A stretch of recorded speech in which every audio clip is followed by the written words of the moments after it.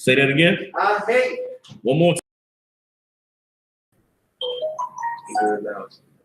time. Shalom, Israel. You're on live with the Israelite School of Universal Practical Knowledge. It's Thursday night. It's a scripture breakdown class.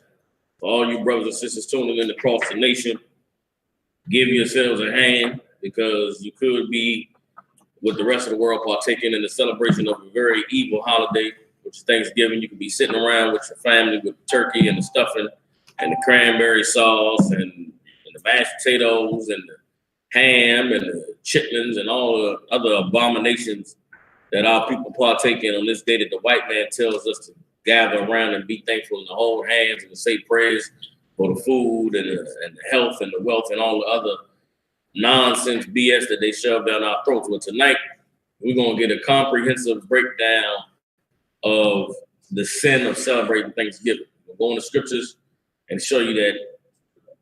We'll go into history and show you that not only did the white man lie about Thanksgiving, and not only is celebrating Thanksgiving partaking in your oppressor glorifying and gloating about his conquest and genocide against your brothers, the Bible prophesied what the white man has done to the Native American Indians, and the Bible prophesied the white man celebrating Thanksgiving. That's right. You understand? So as we go through these scriptures, you brothers and sisters all across the country, you want to take these notes and make sure that you have in your arsenal all of the scriptures necessary for you to combat the evil of the Christians, the evil of your family members, the evil of the white man and his white supremacy in celebrating Thanksgiving.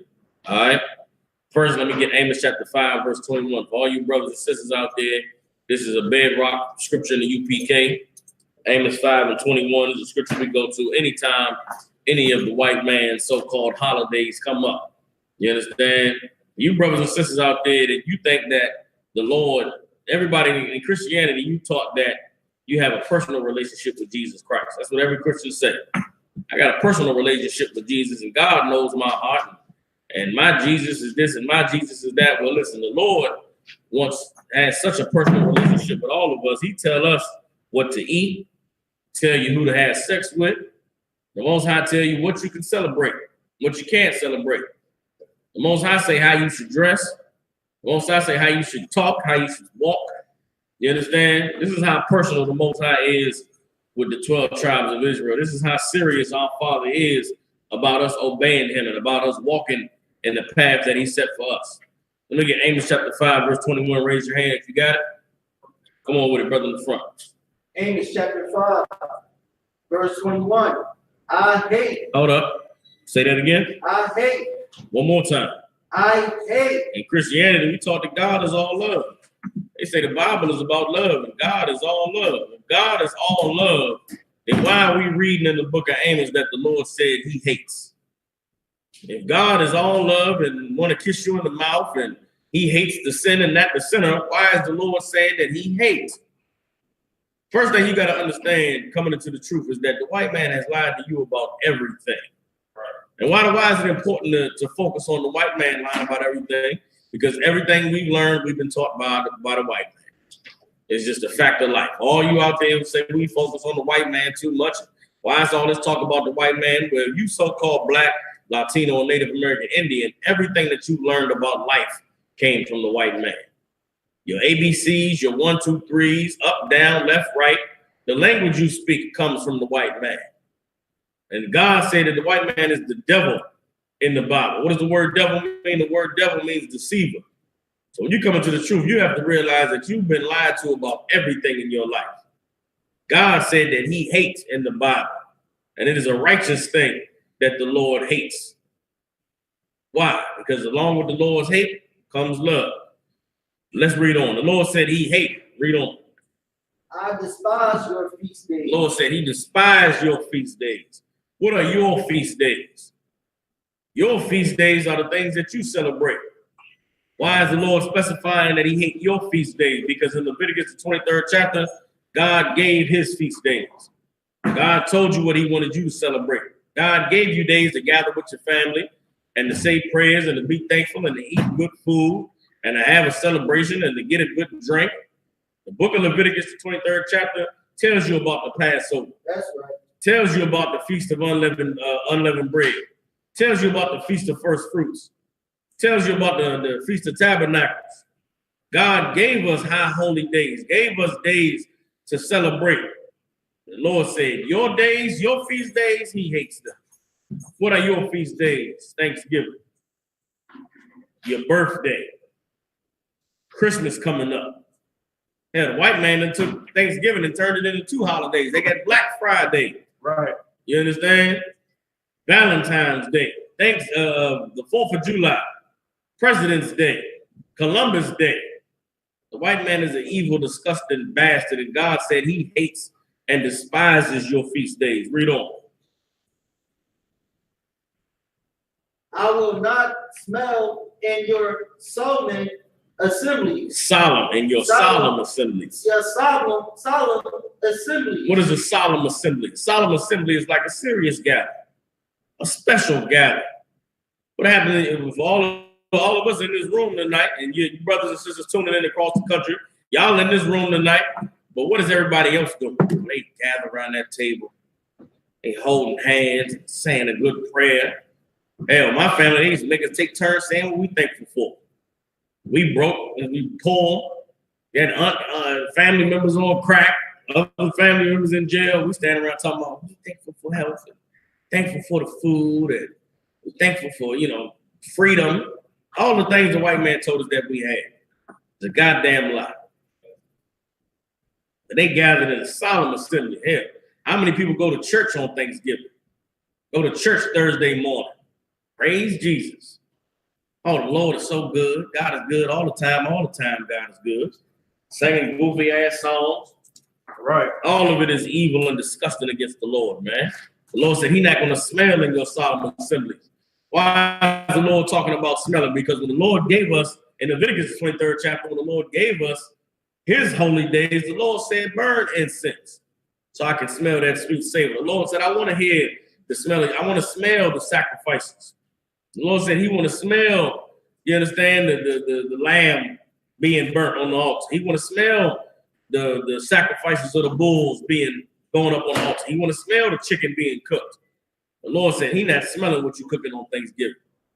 He ain't smelling that salmonella turkey.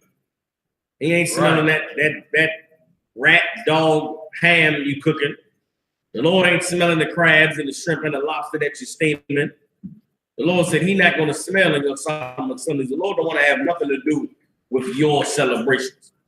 And that's what Thanksgiving is. Your celebration given to you by your slave master.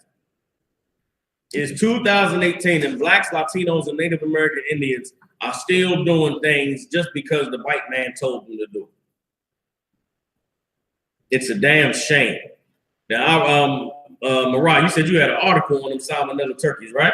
Let's read a little bit about that so you can see how the Lord is against this Thanksgiving, how the Lord is against this white man celebration. Now, when we was coming out of Egypt, when the Most High brought plagues down on Egypt, all of the plagues the Lord brought against Egypt were signs against the Egyptian gods. Egyptians was worshiping the Nile River, the Lord turned it to blood. Egyptians was worshiping the beetles and the goddamn sand animals. The Lord brought locusts to eat up all the crops. They worshiping the damn bull and worshiping the alligator. The Lord brought frogs to plague them. The Lord's plagues on Egypt was also making fun of the Egyptian gods. Or the Lord is making fun of the white man by plaguing the animal, which is the symbol of this Thanksgiving celebration, and it's that turkey. Go ahead, Mariah, read. Deadly salmonella turkey outbreak forces USDA to recall raw turkey. CNN reports. With Thanksgiving just around the corner, the U.S. Department of Agriculture's Food Safety and Inspection Services has recalled turkey products linked to a salmonella outbreak.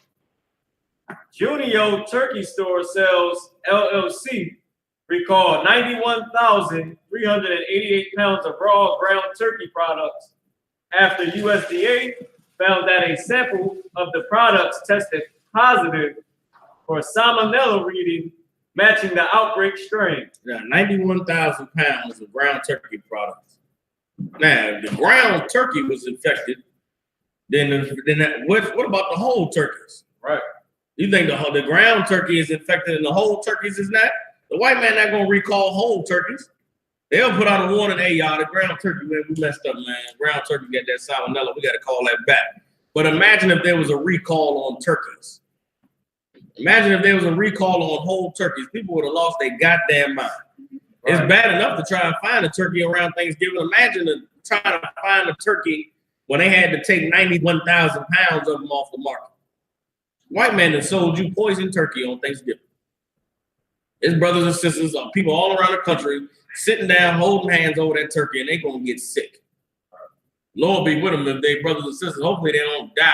But watching the news tomorrow, you're going to see death by turkey, death by Thanksgiving. Salmonella turkeys. That's the Lord showing you who he against, showing you that he against this nonsense.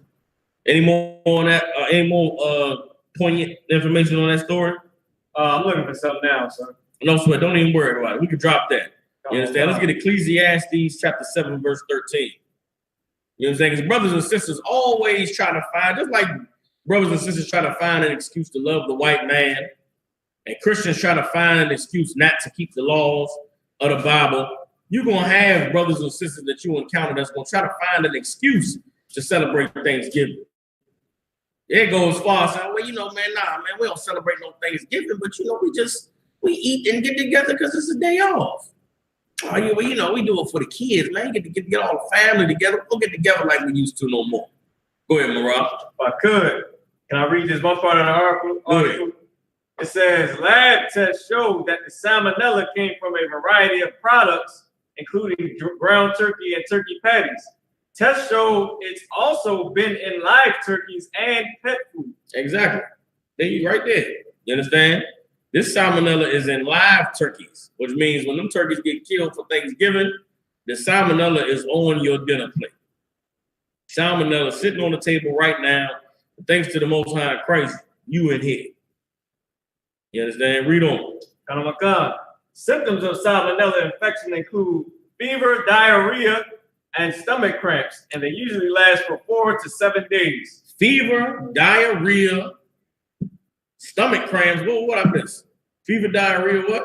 Stomach cramps. Oh, and stomach cramps. They usually last for 4 to 7 days. Stomach cramps that last from 4 to 7 days. Go ahead, Marab. In rare cases, the infection can cause death if a patient is not treated properly with antibiotics. In rare cases, it can cause death. You understand? What did the Most High plague the Africans with back when we was in Egypt? If you think the Lord don't deal in diseases and sickness, the Lord plagued some Africans with hemorrhoids in the Bible. Plagued them with hemorrhoids so much that they built the altar to hemorrhoids. Trial of the hemorrhoids. Everybody understand? This is the Lord that's working to bring it to shame brothers and sisters for celebrating this evil that the white man has reported against us. Everybody understand? Your stomach get the bubbling, you get that diarrhea, you got to go to the hospital. Just know that the Lord is the one that has done it. Everybody understand? Any more? This is the last paragraph on it, sir. The CDC said that if you plan to handle raw turkey, make sure you are extra careful. Wash your hands after touching it. Cook products thoroughly to avoid getting sick. Thaw turkeys in the refrigerator, not on the counter. You understand? The white man trying to give you all the instructions except for telling you to obey the Lord and not celebrate Thanksgiving.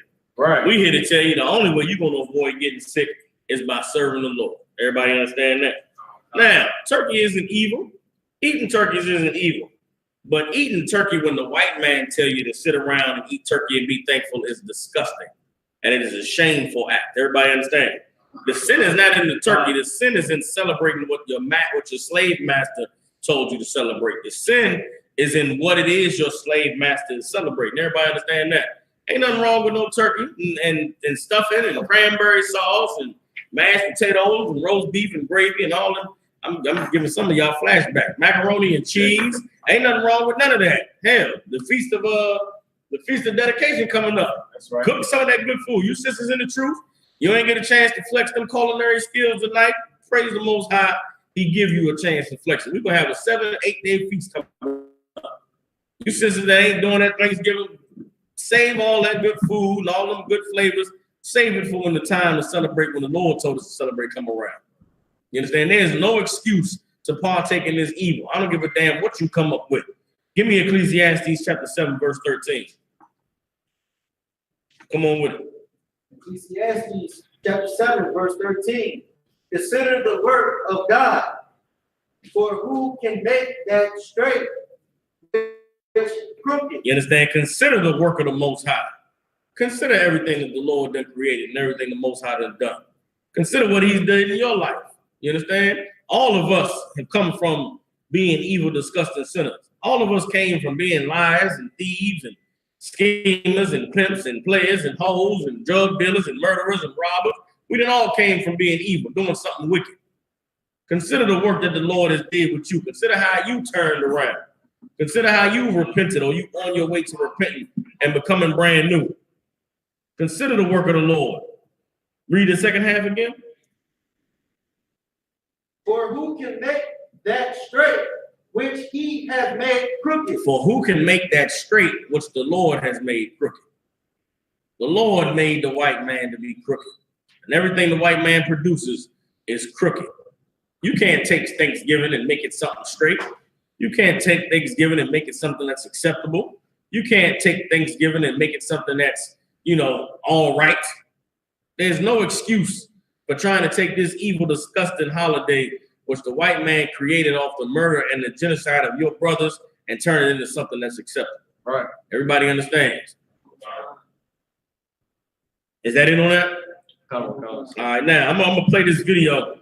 There's a video about the origins of Thanksgiving, the history of Thanksgiving. Now, we've all been told that Thanksgiving is a celebration of the Pilgrims and the Indians coming together. When the Pilgrims first came to America and it was the winter time came and they was getting ready to starve, the Indians came out and said, hey, these white pale people who don't know how to live off the land, who about to die, we're gonna feed them. We're gonna shelter them. We're gonna have a celebration about the peace of us coming together and how wonderful this new world and this new clashing of the cultures is. Everything that we've been taught about Thanksgiving is an evil, disgusting lie. You understand? Right. Let me get Psalms chapter 10, verse 5. Psalms chapter 10, verse 5. Matter of fact, let me get verse 5. Let me get Psalms chapter 10, verse 7. Psalms, the 10th chapter, is a chapter about the wicked. You understand? And we know that the white man is the wicked. The white man is the devil that the Bible speaks of. You understand? Young brother, you got it. Let's get Psalms chapter 10, verse 7. We're going to read loud so they can hear you. His mouth is full of cursing. His mouth is full of cursing. You understand? Everything that the white man speaks is a lie, is destruction. The white man speak nothing but curses on you. And what is a curse? A curse is not, what we've been taught as curse words. Curse ain't a four-letter word. Curse ain't you calling somebody the B word or telling somebody F you. That's not a curse word. A curse word is somebody speaking something that'll cause you to die. The white man telling you to celebrate Thanksgiving is cursing.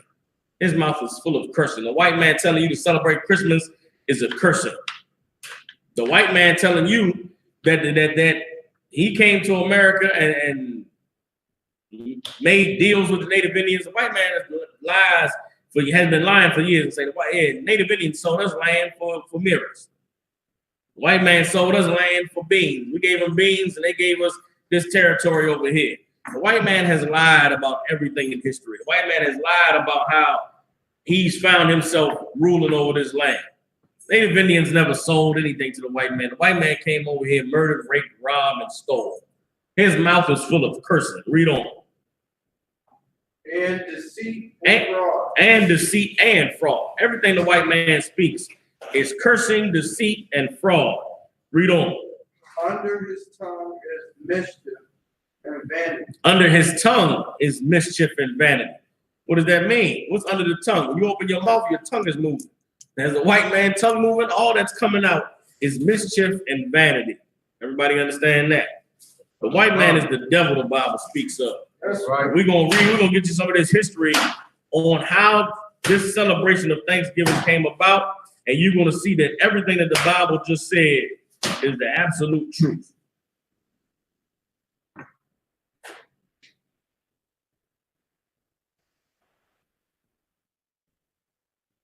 Got the sound on the TV?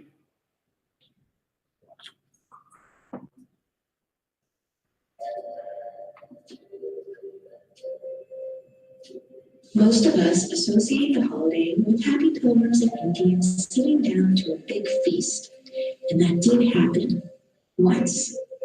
The story began in 1614 when a band of English explorers sailed home to England with a ship full of Patuxent Indians bound for slavery.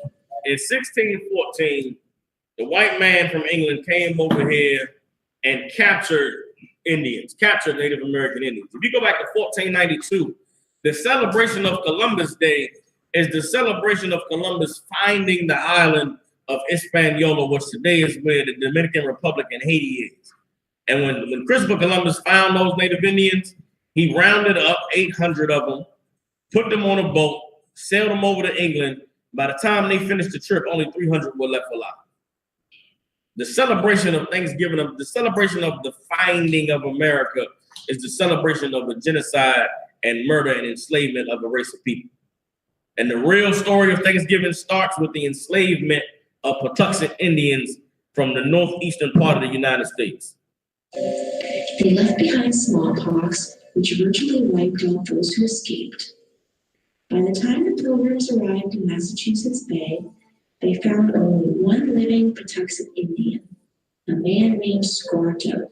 Now, as these Europeans came back to America, after having leaving behind smallpox and other diseases that wiped out the Native Indians, they found one Indian left alive, a man named Squanto, who had survived slavery in England and knew their language. This man survived slavery in England, sailed back to America, and found his people destroyed. And when the Europeans came, they found him, and he was able to speak their language because he had endured the hell the white man had put on him. He taught them to grow corn and to fish, and negotiated a peace treaty between the Pilgrims and the Wampanoag Nation. Again, he taught them how to fish, taught them how to grow corn, and he negotiated a peace treaty between these Europeans and another group of Native Indians. At the end of the first year, the Pilgrims held a great feast honoring Squanto and the Wampanoags. But as the word spread in England about the paradise to be found in the New World, religious zealots called the Puritans began arriving by the boatload. Finding no fences around the land, they considered it to be public domain. Joined by other British settlers, they seized the land, capturing strong young natives for slaves and killing the rest. You understand? After this, Squanto had negotiated a peace treaty, and they sat down and had dinner after a year of the white man surviving here, then the rest of the white men came. The rest of the white men came now. In this story, she mentions the Puritans, you understand, which is one group of white people called them religious zealots. But damn that, all the white people who came here was murderers, rapists, and killers, and enslavers. Everybody understand? That's right. The white man who called himself Dutch, the white man who called himself German, the white man who called himself Italian, French, Spanish, English, all of them, but Portuguese, all of them came to this land, found Native Indians, murdered, raped, robbed, and enslaved them. You understand? Thanksgiving is celebrated all across the world by white people because Thanksgiving is a white person's conquest day. You're going to hear about it more as this story goes on. Salah. But the Dakota Nation had not agreed to the peace treaty Squanto had negotiated, and they fought back. The Dakota War was one of the bloodiest Indian wars ever fought. In 1637, near present day, Groton, Connecticut, over 700 men, women, and children of the Dakota tribe had gathered for their annual Green Corn Festival, which is our Thanksgiving celebration. Now, here's the beginning of the celebration of Thanksgiving. There was a war going on between the Indians and the white man. These group of Native Indians called the Pequot. You understand? You're going to look them up in history. They lived in the northeastern part of the United States. They had a green corn festival. And basically what this green corn festival was is it's a celebration of, it's a harvest feast. You understand? Right before the winter, at the end of the fall, all the crops that grew from the summer and grew through the fall, Native Indians would gather all their crops up and they would have a celebration, sort of like the celebration it's like almost like the Feast of First Fruits. The Feast of First Fruits in the Bible was a celebration of the harvest during the springtime. Everybody understand that? 40 days after the Passover, the beginning of the year, the beginning of the year comes, and then 14 days after that is the Passover. And then this is 60 days more or 40 days. 50 days after the Passover, then there's the Feast of First Fruits, which is a celebration of the gathering of the first crops. Everybody understands? You understand? Well, the Native Indians had a harvest feast that took place in the fall as well. They would gather all in their crops, gather all the squash and the potatoes and the tomatoes and the corn, all the things that grew in the summer through the fall, and they would have a celebration, have a feast. Well, the white man knew this about the Native Indians. The white man waited till the day that they gathered all their crops, you understand, and got all the food together out of the field, and they sat together and had this harvest festival. And this is a Native Indian event. No white people involved, no white people invited. Let's hear what the white man did. In the pre-dawn hours, the sleeping Indians were surrounded by the English and Dutch missionaries. In the pre-dawn hours, the Native Indians were surrounded by English and Dutch mercenaries. Ordered them to come outside. Those who came out were shot or clubbed to death, while terrified women and children who huddled inside the longhouse were burned alive. The white man told them to come out. The Native Indians came out. The ones that came out, they were shot down, they was murdered, they was killed. The ones who didn't come out, they burned down the village, burned them inside their homes. The white man's mouth was full of cursing, deceit, you understand, and lies. Next day, the governor of the Massachusetts Bay Colony declared a day of Thanksgiving. After this slaughter of these Native Indian people, the governor of the Massachusetts Bay Colony declared a day of Thanksgiving. And that's where your Thanksgiving comes from. That's what America celebrates. Now, we're going to play the video more. You're going to hear about the other days of Thanksgiving that came after this first day of Thanksgiving. The day of Thanksgiving began with the slaughter of Native Indians who the white man attacked while they was in the dead of night on the night after they celebrated the harvest festival. Because 700 unarmed men, women, and children had been murdered. Cheered by their victory, the brave colonists and their Indian allies attacked village after village. Women and children over 14 were sold into slavery, while the rest were murdered. Boats loaded with as many as 500 slaves regularly left the ports of New England. Bounties were paid for Indian scalps to encourage as many deaths as possible. Following an especially successful raid against the quote, in what is now Stamford, Connecticut, the churches announced a second day of Thanksgiving to celebrate a victory over the heathen savages. After murdering, raping, and enslaving, they decided to have another day of Thanksgiving. And here's what you gotta understand, for you brothers and sisters out there, if you Black or Latino and you believe that you can celebrate Thanksgiving because you never murdered no Native Indian and you ain't have nothing to do with it, if you celebrating Thanksgiving and you're not understanding the plight and the suffering of the Native Indian people, then you are disrespecting your ancestors. Because just as well as the Native Indians suffered, your people suffered. Everything that your people suffered in this land and suffered coming over here on ships, suffered being oppressed and subjugated and having your backs beat and having your language and your heritage and your history stolen, the Native Indians went through the same goddamn thing. Before the white man was coming to Africa snatching up slaves, for 120 years, he was doing it with the Native Indians. Now, all of the 77 million Native Indians that died in America, they didn't all die from smallpox. They didn't all die from the white man's diseases. They died from murder. The same way 100 million so-called Negroes died in the transatlantic slave trade from murder, from being hung on trees, from being lynched, from being worked to death. The same thing that happened to the Native Indians happened to you. How dare you turn your back on the suffering of your ancestors and the suffering of the Native Indians' ancestors when all of them suffered the same thing. If our ancestors could be here today, they would tell you that the white man is the devil and he is your enemy. And the only way that we're going to be able to get free is if we band together and we come back and be the people the Lord called us to be. You celebrate Thanksgiving, you celebrate an evil, disgusting thing, and the Lord going to repay the white man for this great evil, for this great lie that he's told, for the way that he's deceived us. You understand, brothers and sisters in the world that don't even know any of this information. They think that it's really about being thankful. Some brothers and sisters just say, hey, I'm thankful, man. The white man is the devil for that. The white man is going to pay for the evil that he's perpetrated against our people. I'm going to play a little bit more. During the feasting, the hacked off heads of the natives were kicked through the streets like soccer balls. Today, they put on a football game. They cut off people's heads and play soccer with them in the streets. That's the white man. Today, he let you watch the Redskins versus the Cowboys. Today, you gather around and watch the Chicago Bears beat the Detroit Lions. Later on, it's going to be the Atlanta Falcons versus the Saints. But when the white man, and what's happening on that football field? Negroes busting their heads against each other, tearing ACLs and knocking shoulders out of place and giving each other concussions. The white man still get his entertainment on this evil day that he celebrated the destruction of the Native Indians and the destruction of the so-called blacks and Latinos.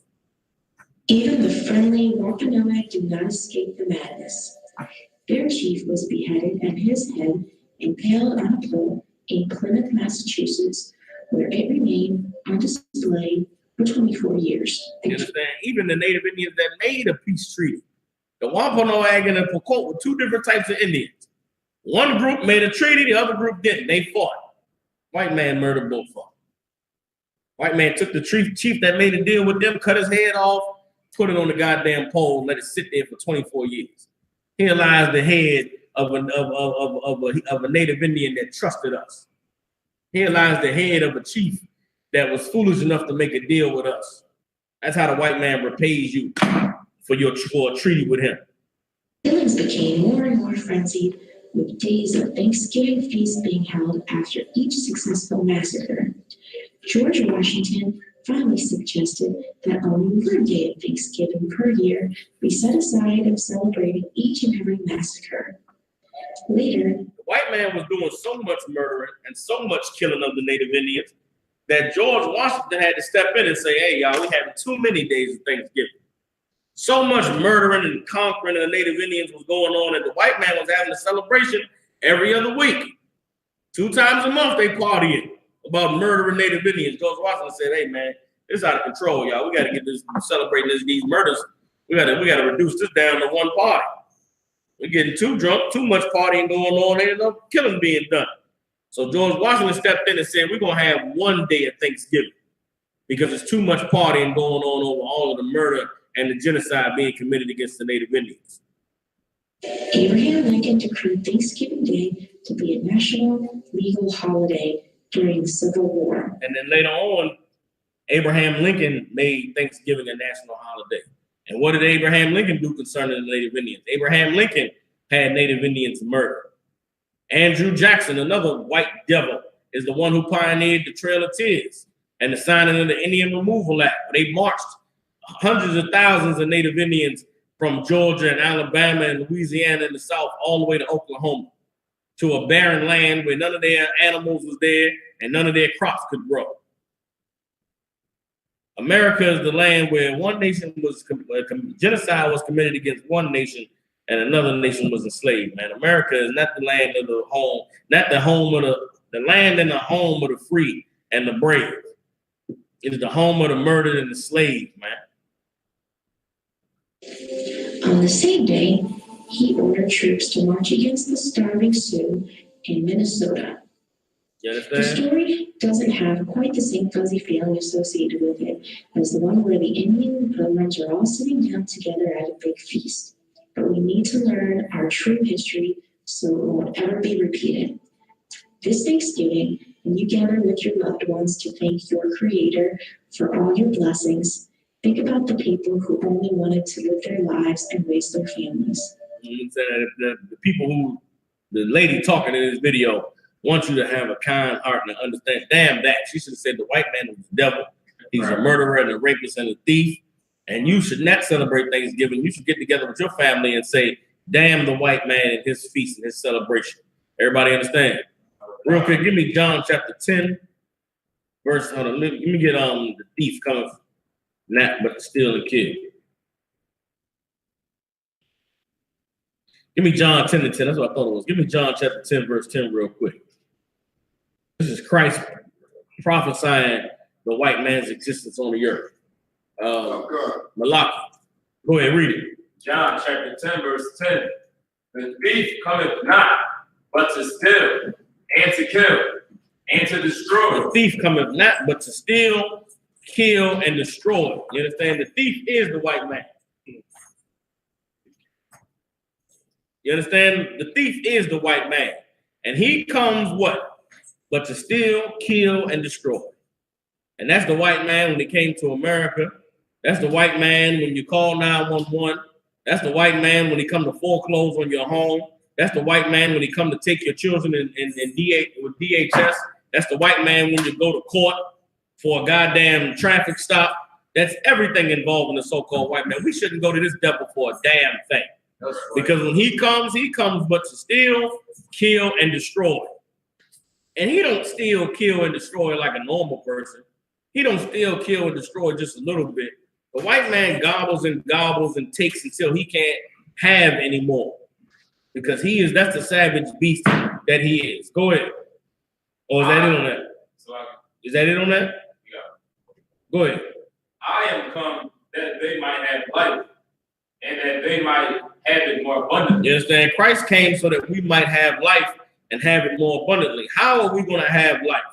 And how are we going to have it more abundantly? Because we're going to turn in the fake celebrations of Thanksgiving, and we're going to instead turn and keep the law, statutes, and commandments and obey the Most High and celebrate the day when Christ come and destroy this devil for all the evil that he's done. Everybody understand? God. See something. Give me drop that. Let me get Psalm chapter 55, verse 20. In this is why the Bible is so important. The Bible is the wisdom and the knowledge and the understanding that we need in order to see our oppressor for who he really is. Because again, everything we've been taught by our oppressor, the religion that we've been given, the very belief system that we've been given, is all about forgiveness and love and trying something other than turning your back completely on the man who destroyed you in order to be able to get free, in order to be able to come together. The Bible prophesies the spirit of the white man. And if we understand the spirit of the white man, we can understand the spirit that it takes to defeat him. Psalm chapter 55, verse 20. Everything that we just heard about the white man is in the Bible. Read. Psalm chapter 55, verse 20. He hath put forth his hand against such as be at peace with him. He hath put forth his hands against such as be at peace with him. The Native Indians was at peace with the white man, and all the white man did was put his hands on them. All he did was murder, rape, and kill them. Even right now, I watched a documentary the other day. The white man and the Nestle Corporation has a what is it called? They got lobbyists to pay money to the government in Michigan in order for them to be able to draw water from a well that's in Michigan, right? Now, Nestle is where all the goddamn water comes from. This water in these bottles comes from natural water that's flowing in the state of Michigan. The water that the white man pumps out of the earth to put in these bottles is on Native Indian land. Land that the white man made treaties and agreed that this is your land, you can do what you want on your land. But when a corporation like Nestle comes and they put money in the government's pockets, the government goes ahead and gives Nestle the right to take water from off this Native Indian land, destroying the ecosystem, destroying the animals, destroying the wildlife, and taking away all the fresh water. The white man put his hands against such as be at peace with him. Read on. Oh God. He has broken his covenant. He has broken his covenant. Every deal, the white man made over 177 treaties with the Native American Indians and did not keep one. Did not keep one. My father's a native Indian. I'm a Gadite from the Lumbee tribe in North Carolina. My father, I went down there and visited my father about a year ago, and I talked to my father about moving down there, about coming and getting some land and building maybe near him and having some land down there. Maybe one day I get older, I go move, I live down there. My father said, "Son, you don't want to come down here." He said, our ancestors about 100 years ago signed a treaty with the white man. He said, "What did your father say it was?" He said it was in 1932. The Native Indians in North Carolina in Fayetteville and Lumberton and Pembroke signed a treaty with the North Carolina government that the state would give them some land and that they would be able to live free on this land for 100 years. They could build and they could farm, they could do whatever they wanted on this land for 100 years. But in the year 2032, the government would come and take the land back. And so my father said, "Son, we got 15 years for the white man to come take all this land." I said, "So hold on, Pop, what do you mean?" I said, "So if I came down here and I bought some land and I started to build, let's say I built an apartment building or I built a business." He said, in 2032, the white man gonna take it. You want to keep your business, if you want to keep what you built, if you want to keep your farm, you're gonna have to start to pay taxes. You're gonna have to pay the white man for this land. But in 2032, they're taking it. We're gonna have to buy it back. He said, "These people poor, they dumb, they not gonna have no land." And I said, "Well, damn, Pop, what's being done about it?" He said, "Ain't nothing being done about it." He said, "I try to tell them, the government, the Native Indian government knows, but what the hell they gonna do? The people poor down there, they on drugs, they living in hell. Ain't the white man built it up down there because it's their land. The white man ain't gonna come build no condos. He ain't gonna run ain't no goddamn buses running down there. That same land that gets flooded every year, the land that gets flooded in North Carolina off I-95 in Fayetteville, all that's Native Indian land. And the white man flooded on purpose because he's the devil that the Bible speaks of. Right. He's broken every covenant that he's made. You see what happened 2 years ago with the pipeline that they ran in South Dakota. Them brothers and sisters on Native American lands, the land the white man forced them to go and live on. Them brothers and sisters came out in protest because the white man was taking their water. The white man was running a pipeline through their land. Donald Trump became president. He gave the company permission to run a gas line through the Native Indians' land.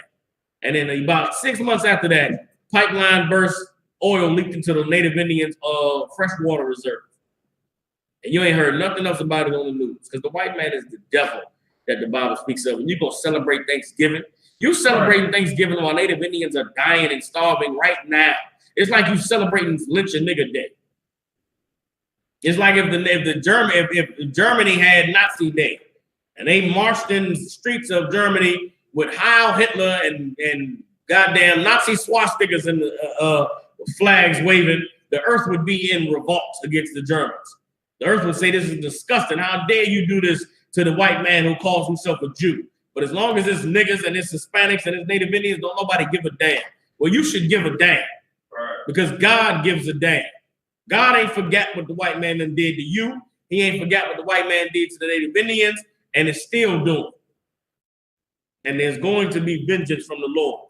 Keep reading. Verse 21, the words of his mouth were smoother than butter. The words of his mouth were smoother than butter. Oh, we just want to have peace and make a treaty and make a deal. The white man is the devil the Bible speaks of. Right. You understand? He presents himself like a lamb, but inwardly he's a dragon. That's in the book of Revelations. You understand? The white man has convinced the earth that he's Jesus Christ. He comes, he just wants peace and love and democracy and freedom. He wants to murder, rape, rob, and have sex with your children in the mouth. That's the white man. He's a dirty, nasty monster. He's the creature from the Black Lagoon. He's the goddamn animal under the bed that your children have nightmares about. He's the ghoul in the closet, that your child is afraid to sleep with the lights off. That's who the white man is. Read on. But war was in his heart. His words were softer than oil, yet were they drawn swords. His words were soft as oil, but he had his swords drawn. And this is what we have to learn about the white man. This is what we have to learn about what we up against. This is a people who have no conscience about anything that they do. They willing to murder, rape, rob, commit genocide, and then tell you to celebrate it in order for them to have houses in Malibu.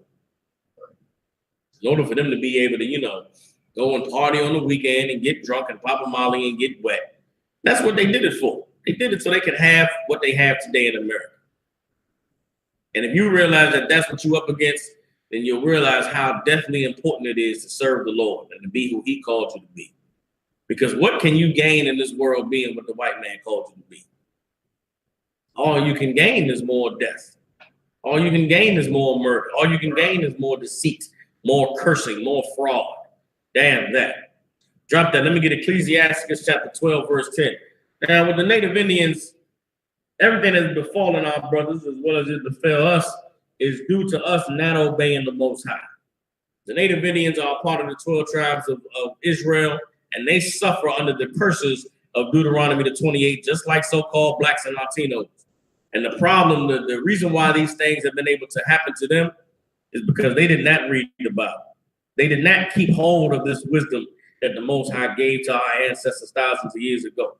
But now that we have it, we have to take hold of it and we have to apply it to our lives. If the native Indians who greeted the white man on the shores of Connecticut and Massachusetts knew the words of the Lord, then they would have understood why they could never enter into any treaties with these people.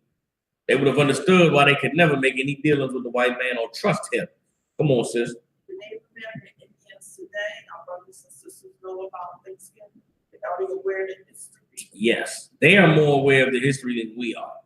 The Native Indians, there's been the history of their conquest is very alive with them. That's why many Native Indians suffer from alcoholism, because to live in a land that you know your ancestors used to own and roam freely, to be stuck on 30 miles where there's no crops growing, there's no animals to eat, and you're constantly under oppression by the white man, it'll cause you to just drink all day and get high and want to die every day of your life. The same way we are depressed and suffering in the ghetto, the Native Indians are depressed and suffering on the reservation. The same way that we poor and all we can do is get high to feel better in the hood, the Native Indians are poor and all they can do is get drunk to feel better on the reservation. You understand? The same way we look at our condition and it's messed up, and we know that the white man is the enemy, the Native Indians look at their condition and it's messed up, and they know that the white man is the enemy. But just like we powerless in the hood to do anything, they powerless on the reservation to do anything. That's why the Most High is raising up prophets in the ISUPK to teach our people the way that we fight back. Them brothers and sisters, the Native Indians, they lost, just like we lost in the hood, just like they lost in the barrio. You understand? We lost all over this land because we don't know the Lord. Come on, sis. All the 12 tribes going through the same thing. The Native Indians is going through what you going through in the hood. What you going through in the hood, them brothers and sisters in South America is going through. That's why they trying to march to get to America. That's why there's a caravan leaving South America, because there's nothing but murder, rape, and robbing going on down there. Unfortunately, them brothers don't know that it's the same thing waiting for them here in America. But the Lord is bringing us together so that as we get together and we look at each other and look at each other's situation and circumstances, we can say, hey, man, what happened to you? Black man should look at the Native Indians and say, what happened to you? Native Indians say, man, white man did it. And the Native Indians should look at the black man and say, what's up with y'all? What happened to y'all? Man, white man did it. And we should turn to the Hispanics and say, well, goddamn, Migo, what's happening with you? And Migo say, man, the white man did it.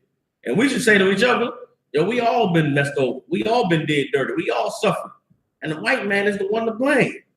How about we come together and fight against him? How about we come together and not look at how much difference we have, but look at what we have in common, which is our enemy, which is the way that we've been oppressed, which is the way that we've been destroyed. And if we do that, then maybe we can find that the Lord is the one that gives us freedom. Go ahead, sis. That day is happening right now. You brothers and sisters in these rooms all across the country, you brothers and sisters watching online, you are a part of what it's going to take to set Black people free, to set Native Indian people free, to set Hispanics free. Because the knowledge and the wisdom and the understanding the Most High has given us in this Bible, we're going to carry it to the four ends of the earth and wake up every brother and sister. And as they wake up and come back to the Lord, we're going to get free. And our prayer is that we're here when that freedom comes. Oh, I pray I get to see the day that the Lord crack that sky open and the black man pour out the sky with 100, 200 million angels. You understand? and the white man gonna have to pay for all the crimes that he committed against these people who he looked at as nothing but niggas and spicks and savages. Everybody understand that? All right, let's read what the Lord said.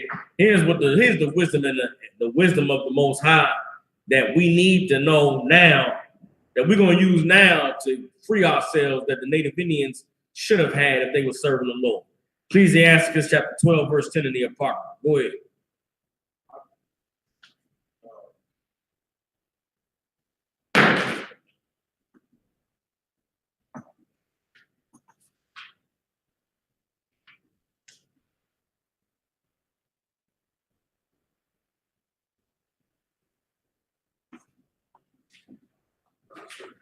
Go ahead. Let the brother in the front get it. Ecclesiasticus chapter 12, verse 10.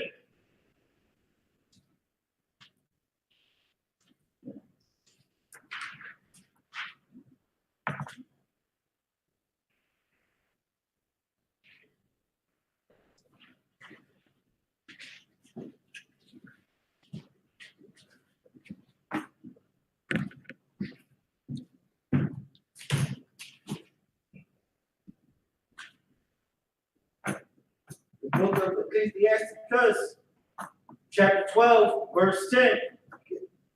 Never trust thine enemy. Say it again. Never trust thine enemy. Say it one more time. Never trust thine enemy. The Lord said, never trust thine enemy.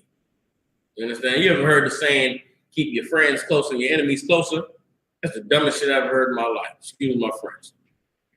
That's some stupid ass logic. Keep your friends close with your enemies closer. The Lord said, never trust your enemy. Damn all that. The white man is your enemy. Not my words, God's word. Anybody confused about the white man being your enemy, just raise your hand. I'll show you in the Bible where God said he's your enemy. God is the black man's enemy, the Native Indian man's enemy, and the Hispanic man's enemy in the Bible, according to God's word. This Bible was around long before we got here. The Bible going to be here long after we gone. And God had it recorded by prophets thousands of years ago that the white man was your enemy.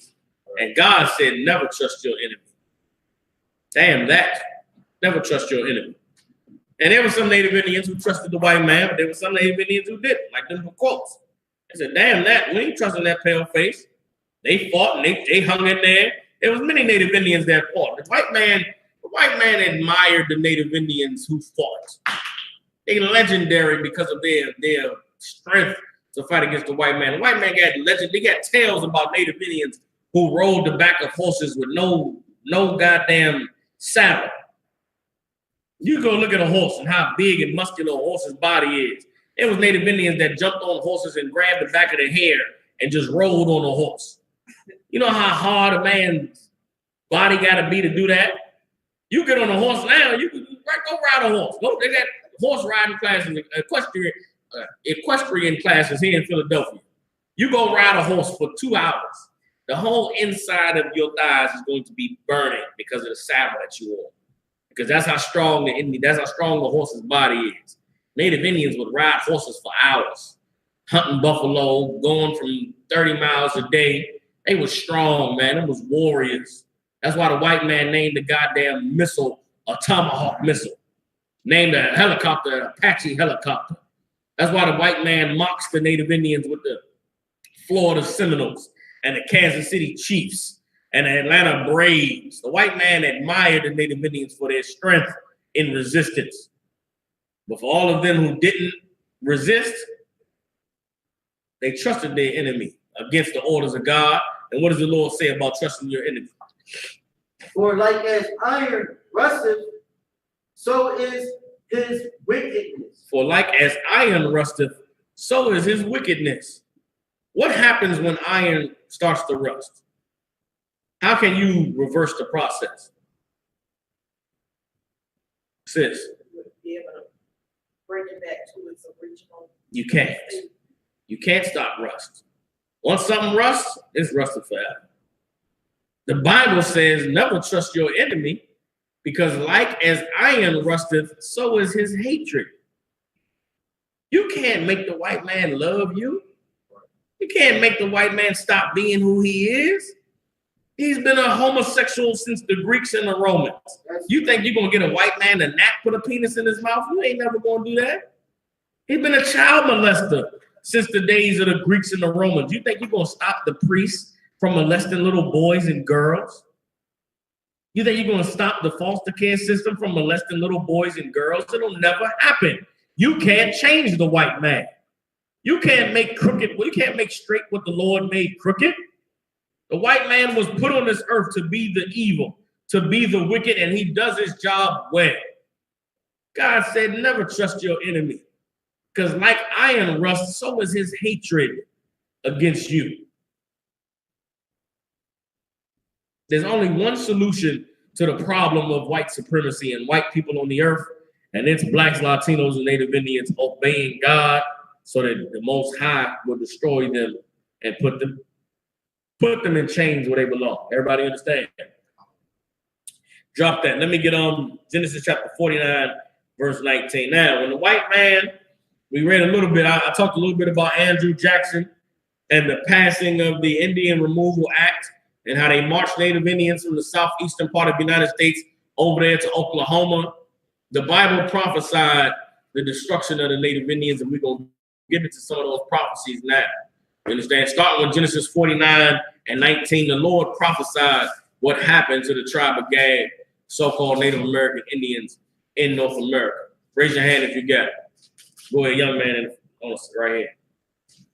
Gad, a troop shall overcome. You understand? Gad, a troop shall overcome him. What is the troop that overcame Gad?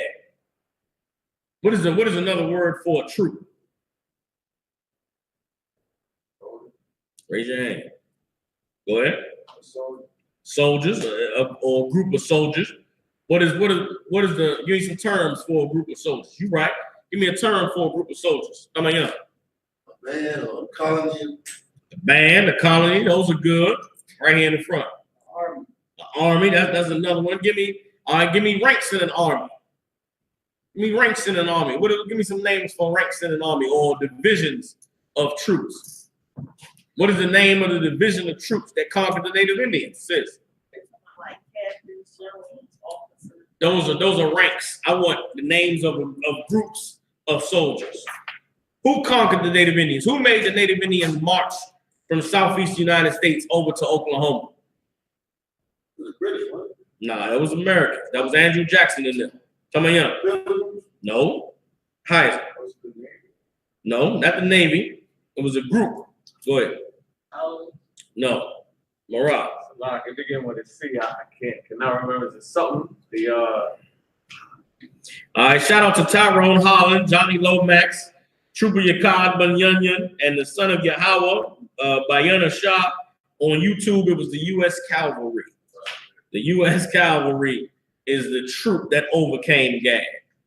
Those are the troop. That's the troop that marched our brothers and sisters from the southeast United States over to Oklahoma. Marched our brothers and sisters from Ohio, where they had the city of St. Louis.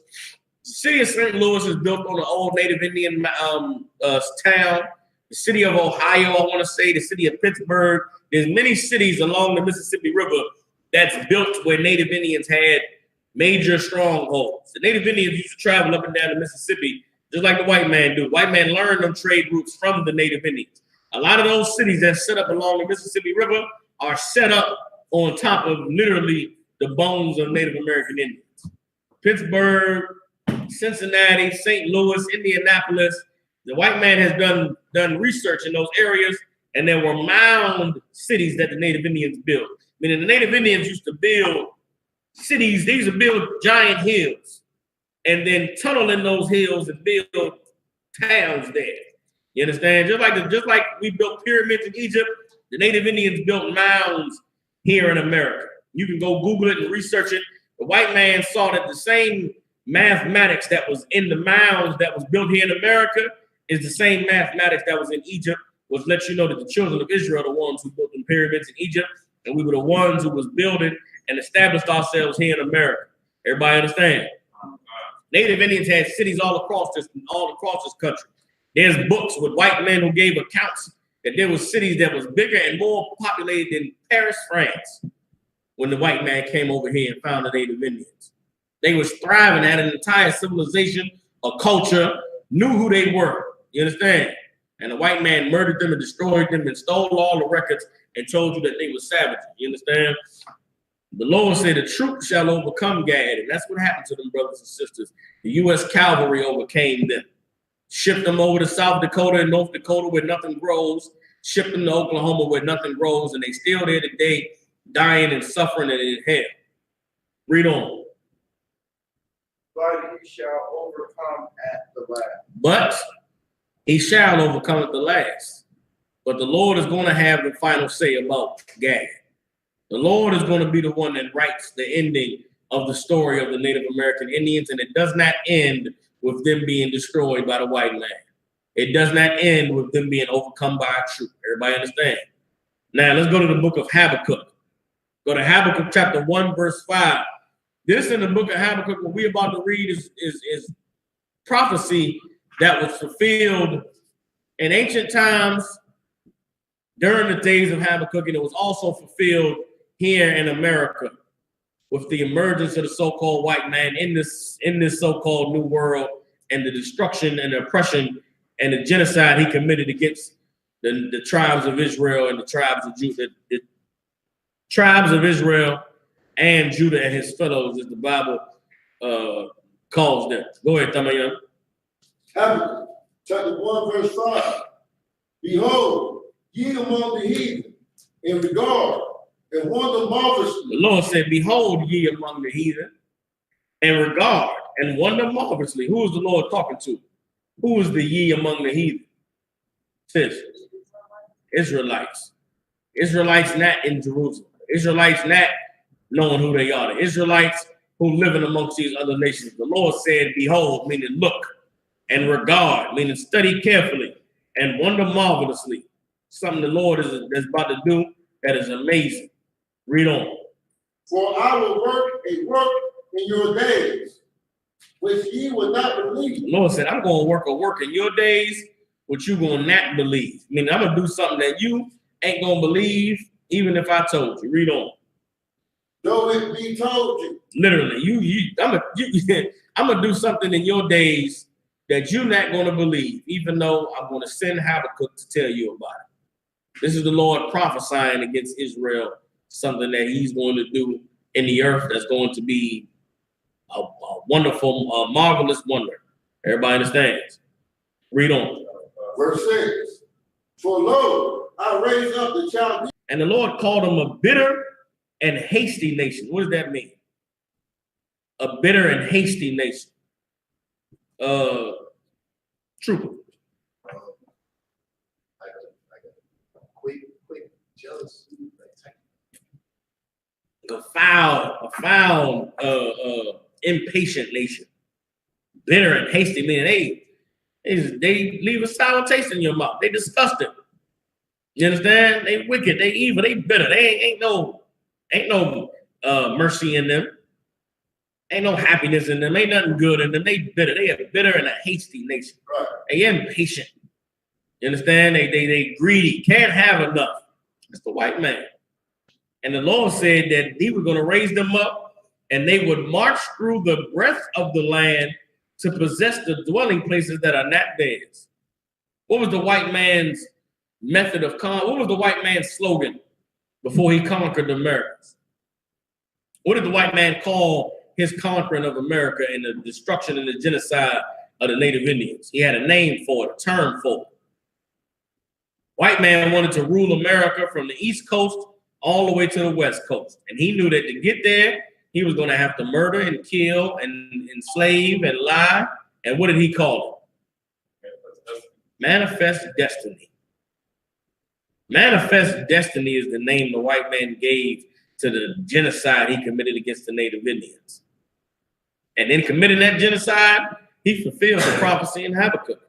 He marched through the breadth of the land and possessed dwelling places that were not theirs. It took over St. Louis, took over New York, took over Philadelphia and Washington, D.C., and Delaware, and Virginia, and Maryland, and Ohio, and Pennsylvania, and Vermont and then goddamn Connecticut or Massachusetts. Every state in America, the white man marched through and took lands that were not theirs. Read on. Trooper, read. You read verse 7. Habakkuk 1, verse 7.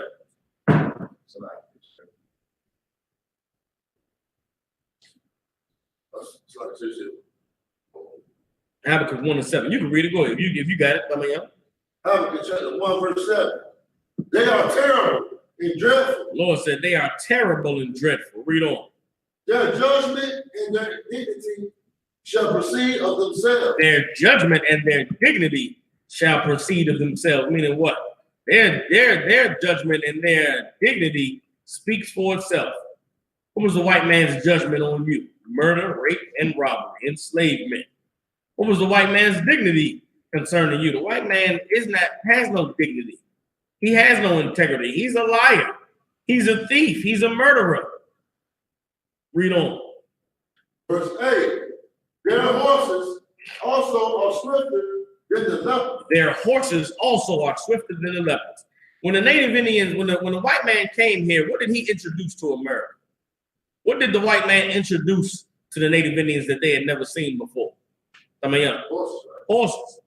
Horses are not native to America. Horses came from Spain and Portugal. The white man brought horses to the Americas. The Native Indians didn't have horses here. I mean, He also brought other fruit here to that land and stuff, right? He brought some fruits here, but the majority, he brought some things here, yeah.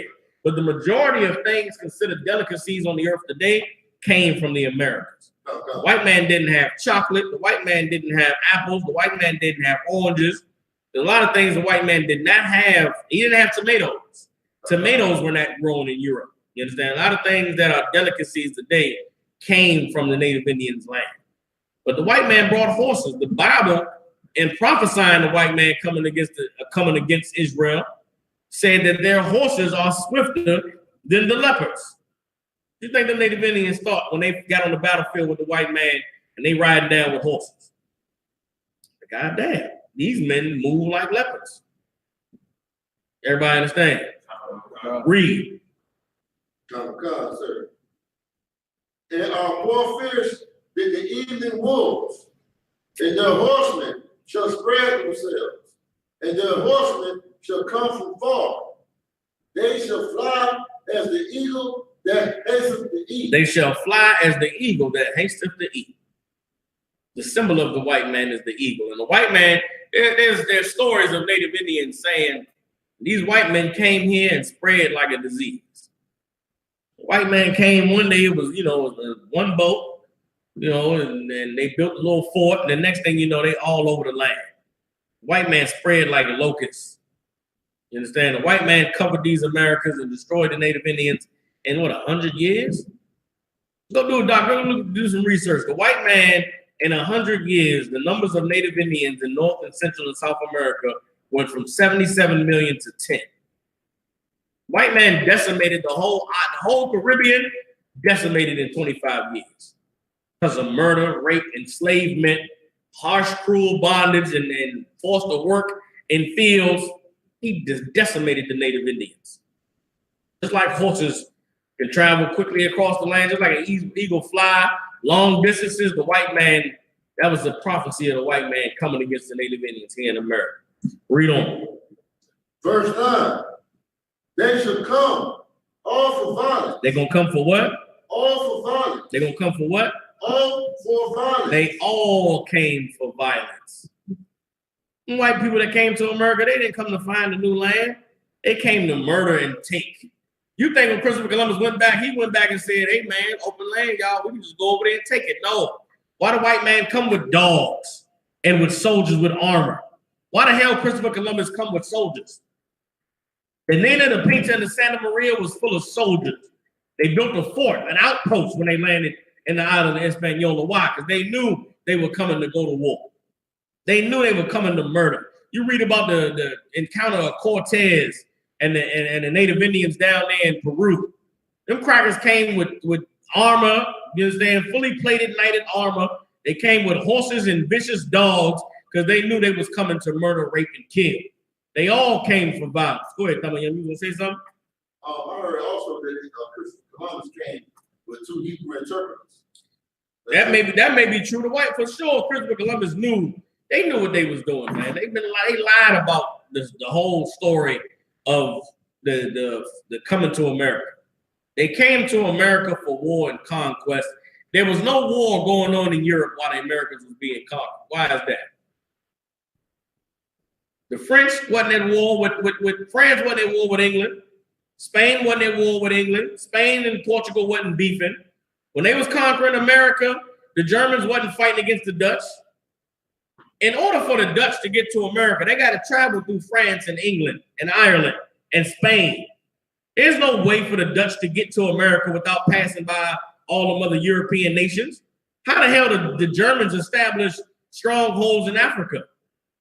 There's 4 or 5 countries the Germans got to travel through before they get to Africa. The white man got together and put aside their differences in order to conquer you. The Germans and the French and the Italians and the English and the Dutch and the Irish and the Scottish, they all got together in councils and said, hey, y'all, I know we don't all get along. We speak different languages and we got beef, but we ain't never going to be able to survive unless we deal with the children of Israel. We ain't going to be able to survive unless we go into Africa and get those Hebrews that's living amongst them mud people down there and put them in slavery. We ain't going to be able to survive. The white man made a conscious decision to put aside all his differences to murder you, to enslave you, to conquer you. Go ahead, Tamayan. Was it also when Christopher Columbus came here? Wasn't that during the Spanish Inquisition? Yes, it was a little bit. Yeah, it was around the time of the Spanish Inquisition. While black Jews were being murdered and kicked out of Spain, Christopher Columbus came to America to get the other rest of the 12 tribes. This white man knew exactly what the hell was going on, man. This thing didn't just happen. Read on.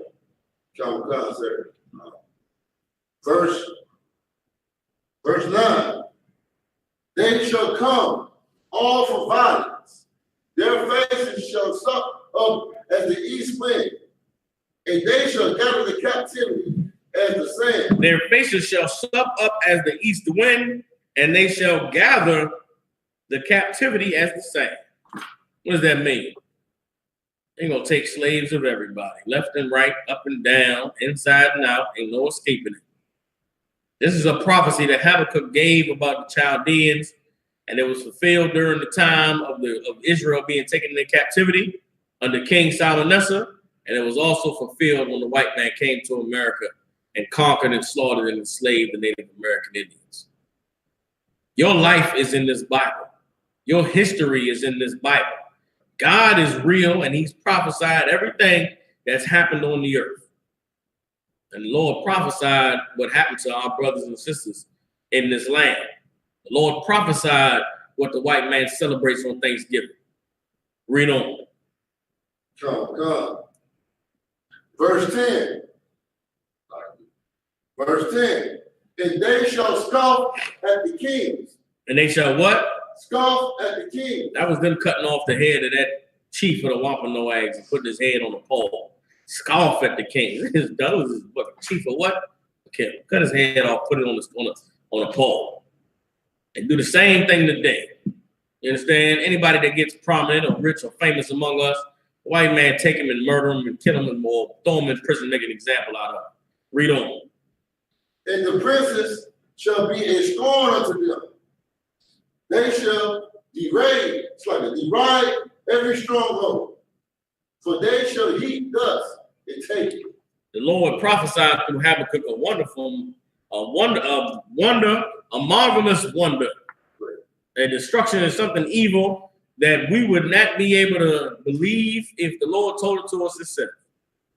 The Lord prophesied what was going to happen. Ain't no way. They ain't going to take over all our land. Ain't gonna take 9.5 tribes into captivity. Ain't nobody gonna come conquer all of us. Damn that. We didn't listen to Habakkuk. We didn't listen to the Lord. And we was conquered in those days. And imagine the Native Indians, 100 million strong in America.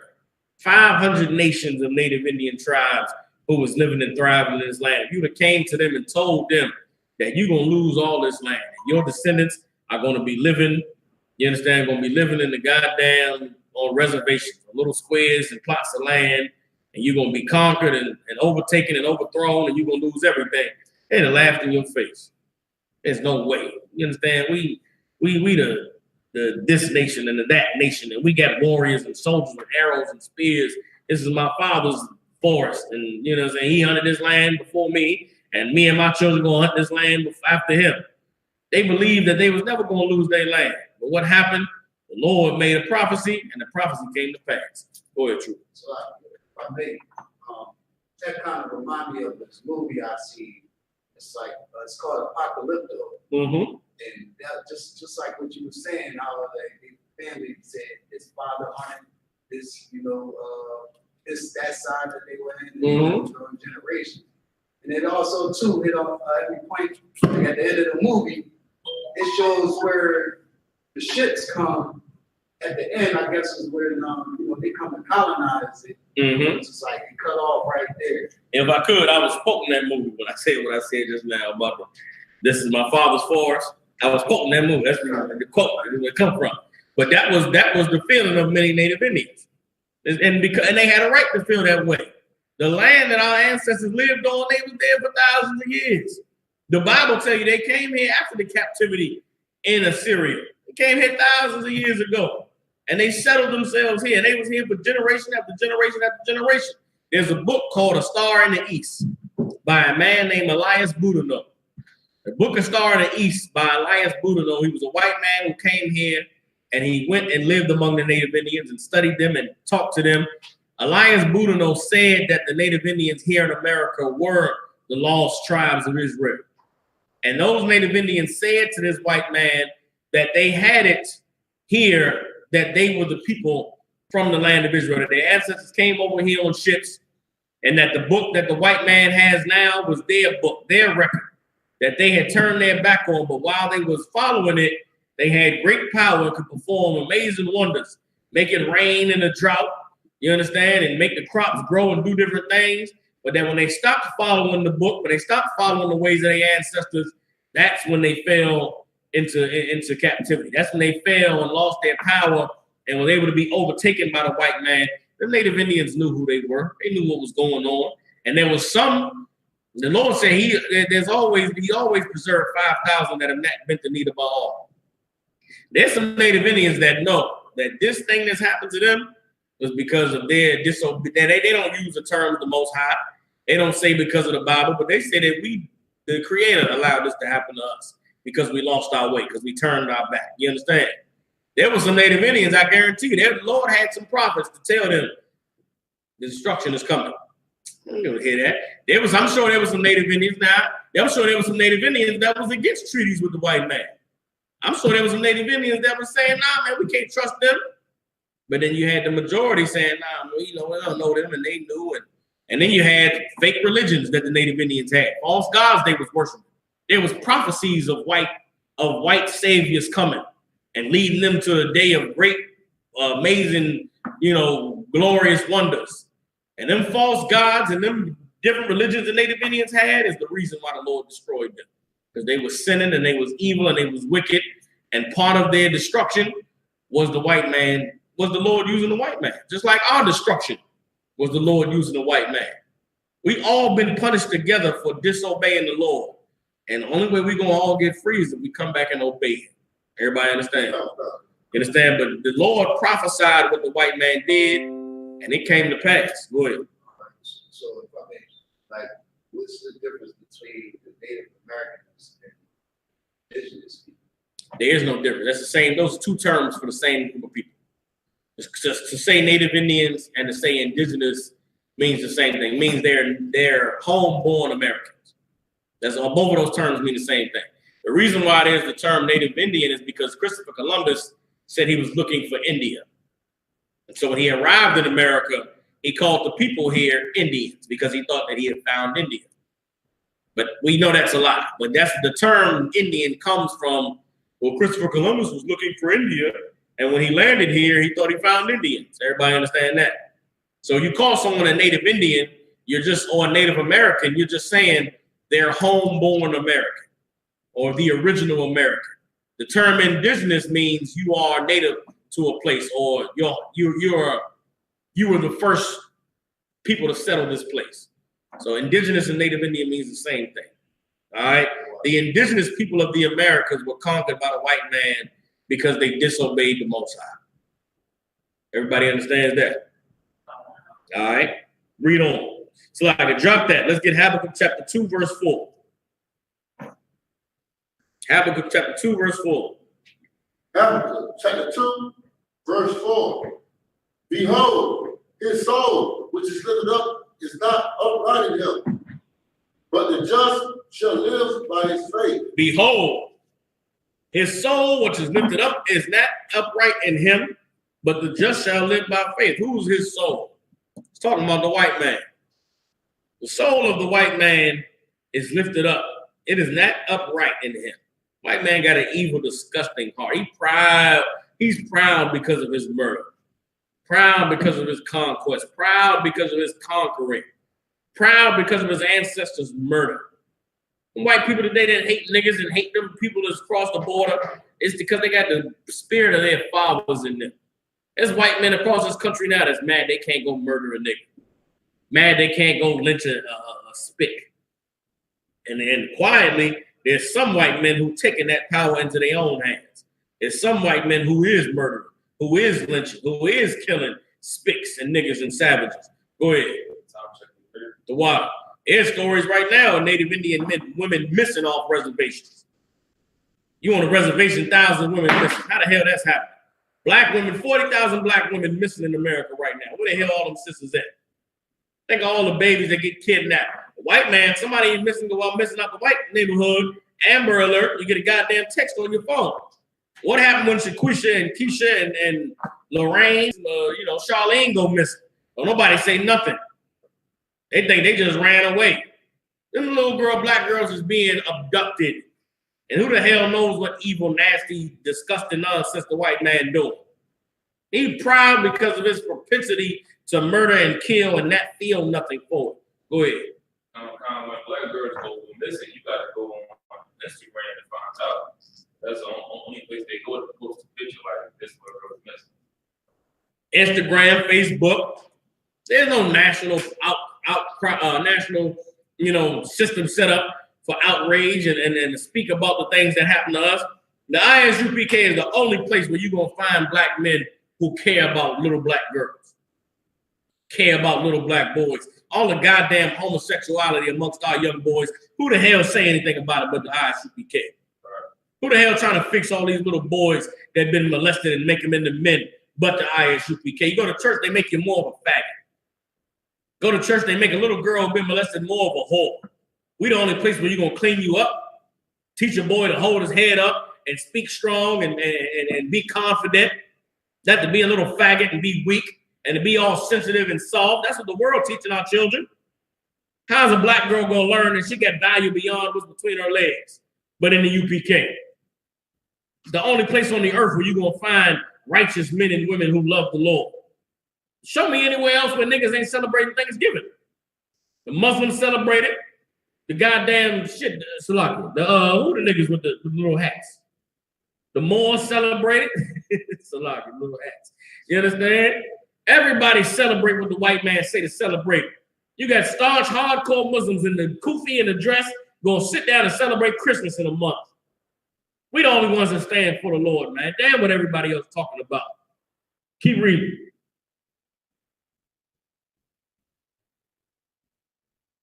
Habakkuk chapter 2, verse 5. Habakkuk chapter 2, verse 5.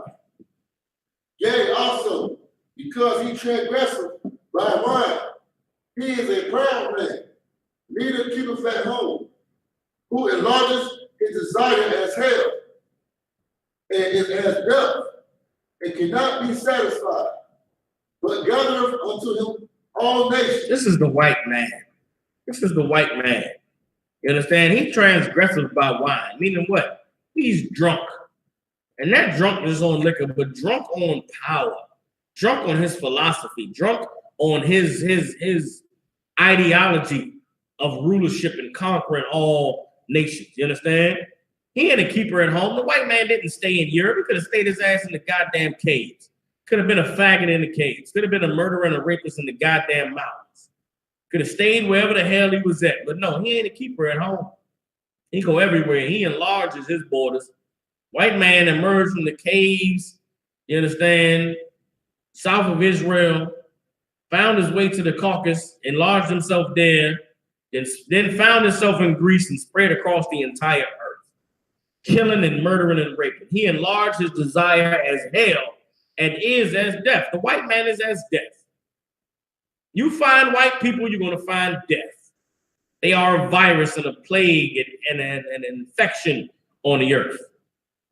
Got that from Matrix. You understand? That's the white man. He's a goddamn virus. He is a plague. Everywhere he goes, he gobbles up, and the earth is destroyed and suffers because of it. Go ahead, Tony. Like, so, if I don't know if I was correct, white man ran to the Caucasus Mountains after Rome fell, right? He's in the Caucasus Mountains. Okay, he was in the Caucasus Mountains after Rome fell, but he was there. Salakia. Yes, you're right. He fled to the Caucasus Mountains after Rome fell. Before that, he was in the mountains south of Israel. You understand? Then he spread into Greece. From the mountains of Israel, he spread in Phoenicia, spread to the Greek islands, had a stronghold there, flourished in Greece and Macedonia, took over the earth as the Greeks and the Romans. Then when Rome fell, a large population of them fled into the Caucasus Mountains. You understand? So yes, you're correct when you say that. All right. But he fled and he enlarged himself. You understand? And he is as death and cannot be satisfied. Enough. There's no such thing as enough when it comes to white people. You would think after all the murdering and the raping and the robbing they did to us, the white man would let Mexicans come across the border. You would think the white man would be like, okay, we own everything. Let the Arabs have the Middle East. But no, he need that oil. He needs Syria to fall. He need Iran and Iraq. Not enough. He got Chinese. There's Chinese people that sit in goddamn prison houses 18 hours out of the day, taking computer chips, putting them in the back of a goddamn Apple phone. Chip phone for 18 hours of the day. There's documentaries. They got Chinese sweatshops where they got gates on the windows, but outside the windows, they got nets because the Chinese go crazy and break out the goddamn prison, jump out the window to die, and get caught in a net. And they catch him in the net, pull Mr. Yang Lang out the goddamn net, put him in the window, take his ass back up on the third floor for chip phone. I got a PlayStation. I love my PlayStation. I know my PlayStation came from chip phone. That's what's happening to the Chinese. Everybody's saying they're suffering all over the planet because of the white man. Now, I feel bad for some of them Chinese, but damn that. That's what they get. But guess what? For the Chinese is doing chip phone every day, when Christ return, they're going to be all right to eat some rice. No more chip phone. You eat some rice. The Chinese man that's in charge of him doing chip phone, he going to do chip phone, goddammit, because I'm going to keep my PlayStation when the kingdom come along with it. I need my Grand Theft and my Red Dead Redemption and my Madden, or something. Or it's gonna be some new games. You understand? Killer Cracker edition of Grand Theft. I need something. You understand? Something got to shake. It's gonna be a job for everybody when Christ comes up. Those who poor and suffering, they gonna get free and they're gonna have a decent life if they obey. And all of those who rich and living good, they are going to suffer because they've joined hands with the white man. Everybody understands. Read on. Give me the end of verse 5 and Habakkuk 2. But gathereth unto him all nations, and heapeth unto him all people. You understand? He gathers to himself all nations and heapeth to him all people. Read on. Verse 6. Shall not all these take up a parable against him? The Lord said, all these are going to take up a parable against him. Who is all these? All these nations. Salaki Morah. We get just a code for Android chart. Keep reading. and a taunting proverb against him. And a taunting proverb they're going to take up against this man who the Lord is prophesying against right now. Let's read what the Lord says. And say, woe to him that increaseth that which is not his. Woe to him that increaseth that which is not his. What is woe? We went over it yesterday. Young brother, what does the word woe mean? Woe means destruction. Old Quaker English word that means destruction. The Lord said destruction to him that increaseth that which is not his. Oh, that's destruction to the white man. He's taken and taken and taken, and everything he took was not his. Read on. God. How long? And to him that lateth himself with thick clay. How long is the white man going to take that which is not his? How long is the white man going to be a greedy, disgusting bastard? In the length of this white man's greed, the Lord said, and to him that lateth himself with thick clay, meaning what? The white man is just piling sin and sin and sin on top like thick clay. The white man is piling judgment on himself like thick clay. Read on. Verse 7. Shall they not rise up suddenly that shall bite thee, and awake that shall vex thee, and thou shalt be for booties unto him? You understand? Shall they not rise up suddenly that shall bite thee, and awake that shall vex thee? There's an awakening and an arising against the white man all over the earth. But it starts with the Spirit of the Lord here in the UPK, in this land called America, with the rising and the awakening of the 12 tribes. As we wake up and we become aware of who this white man is, and the Lord continues to let prophecies come to pass, the nations that the white man has murdered, raped, and robbed are going to come against him, and they are going to ride on him. There's war brewing in the Middle East. There's war with Russia and with China. There's war with the Philippines. All these nations who see the white man for who he is, they are awakening and they are arising to bite and vex him. You understand? And the white man is going to be for booties unto them. What is booties? Who knows some old pirate slang? Go ahead. Booties like a spoil, dividing what they call it. Yeah, booties is like, you know what I'm saying? It's like the I'm trying to find some slang words we use today. Go ahead. The loop. The loop. Give me some hood words though. What do rappers be saying? The stain. You know what I'm saying? That's some old country Memphis shit. Memphis niggas say we're gonna pull a stain. I mean, they're gonna rob a nigga. You understand? That's booty. Booty is what you get from robbing and murdering and conjuring. Go ahead. Come here. Give me some of that Florida slang. It's a sweet lick. It's sweet lick. You understand? Ain't a white man a sweet lick. You understand? And when I'm from DC, they say if niggas about to get got, they say he loafing. The white man loafing on these other nations. You understand? You was gonna say something like, give me some of that old North Philly shit. So like, give me some of that North Philly slang. You understand? And lick. The white man is sweet lick to these other nations. Chinese looking at the white man like, okay, yeah, we've been doing chip phone, but we also been doing, you know, saying fuel missile, goddammit. And the Chinese let the white man get the chip in the phone, but the white man taking that chip phone technology and building stealth jets and bombers and shit, flying them over the China Sea and turning over on the side and opening up the missile bay to let the white man see, yeah, we got something for you. Go ahead and play stupid if you want. And Donald Trump is the white man that is stupid to play with these nations. You understand? And it's all the Lord's doing. It ain't a coincidence, man. These things that's going on in the earth, they're not a coincidence. It is the Lord prophesying and those prophecies coming to pass. Everybody understand? Keep reading. Verse 8. Because thou hast spoiled many nations, all the remnant of the people shall spoil thee because of men's blood. Because thou hast spoiled many nations, all the remnant of the people shall spoil thee because of men's blood. Read on. And for the violence of the land. And for the violence of the land. Read on. Of the city. Of the city. Read on. And of all that dwell therein. And of all that dwell therein. There ain't been more murder, rape, and robbery committed on the earth than here in America. There ain't been more destruction and more subjugation of the people than here in America. I spoke about the Chinese in sweatshops, but guess what? The Chinese got their language. They got their Chinese God. They got their Chinese culture. They got their Chinese way of life. They got their Chinese rice and their Chinese dragons. What do niggas get? What do Hispanics get? What do Native Indians get? Jordans. God damn, that's what we get. We got Jordans. We got Polo. We got, some of them. Little bags, dime bags. Dime bags. We got, we got keys. And we got nice cars and bitches with fat booties and titties.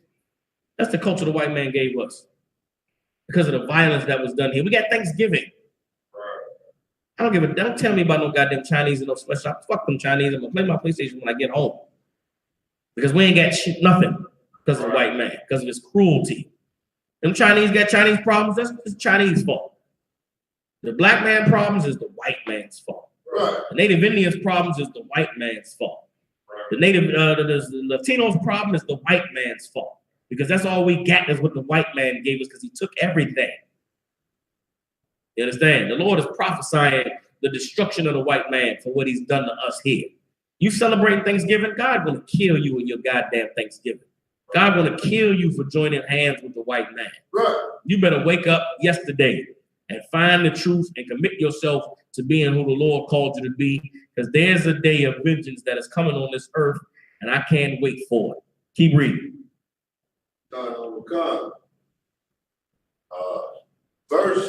Verse 8. No, verse 9. Verse 9. Woe to him that coveteth an evil covetousness to his house. Woe to him that coveteth an evil covetousness to his house. What does it mean to covet? Some of you. To plot on something that is not yours. To plot on somebody else's belongings, to take it when it's not yours. Okay, you went a step further. To covet is to want something somebody else has. To covet is to see a man with a nice woman and say, I want that woman. You understand? You can see a man with a nice woman and say, oh man, you got a beautiful wife. That's what's up. Find one like her. But she got a sister. But she got cousins.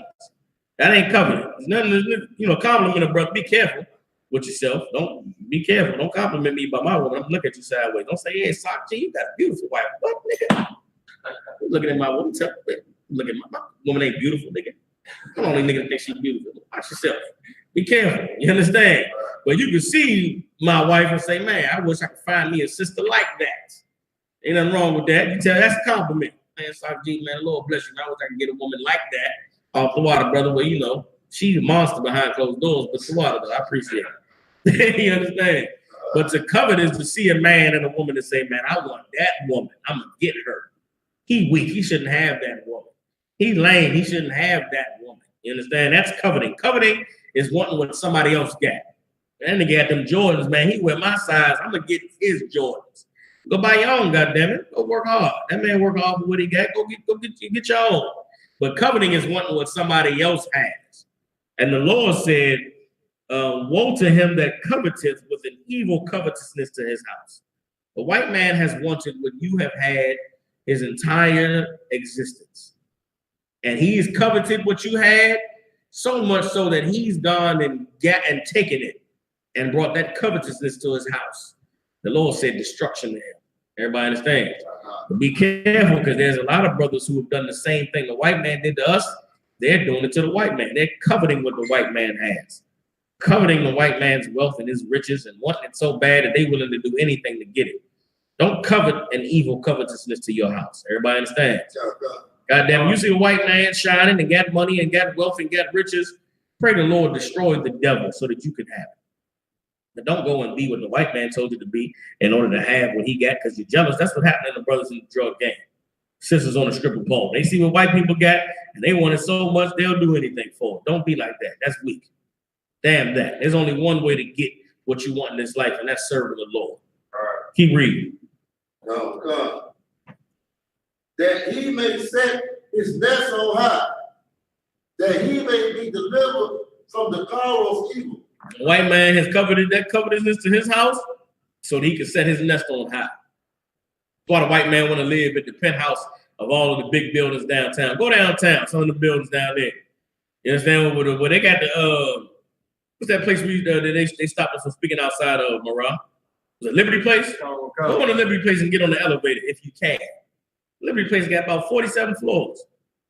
Who the hell live on floor 47? A white man. Without a shadow of a doubt, I ain't even got to Google it, look it up. Cracker live up there. Why? Because it's like the mountains. Them tall buildings in every downtown, in every city. Who live up there? Mr. Cracker. It might as well say Cracker. Instead of floor 47, just say Cracker. Or white man. Or whitey. So out there. If you find a top floor in any building in any city in America where it's not a white man living there, I'll stop teaching forever. It don't exist. The white man has done this evil to set his nest on high. You understand? Read on.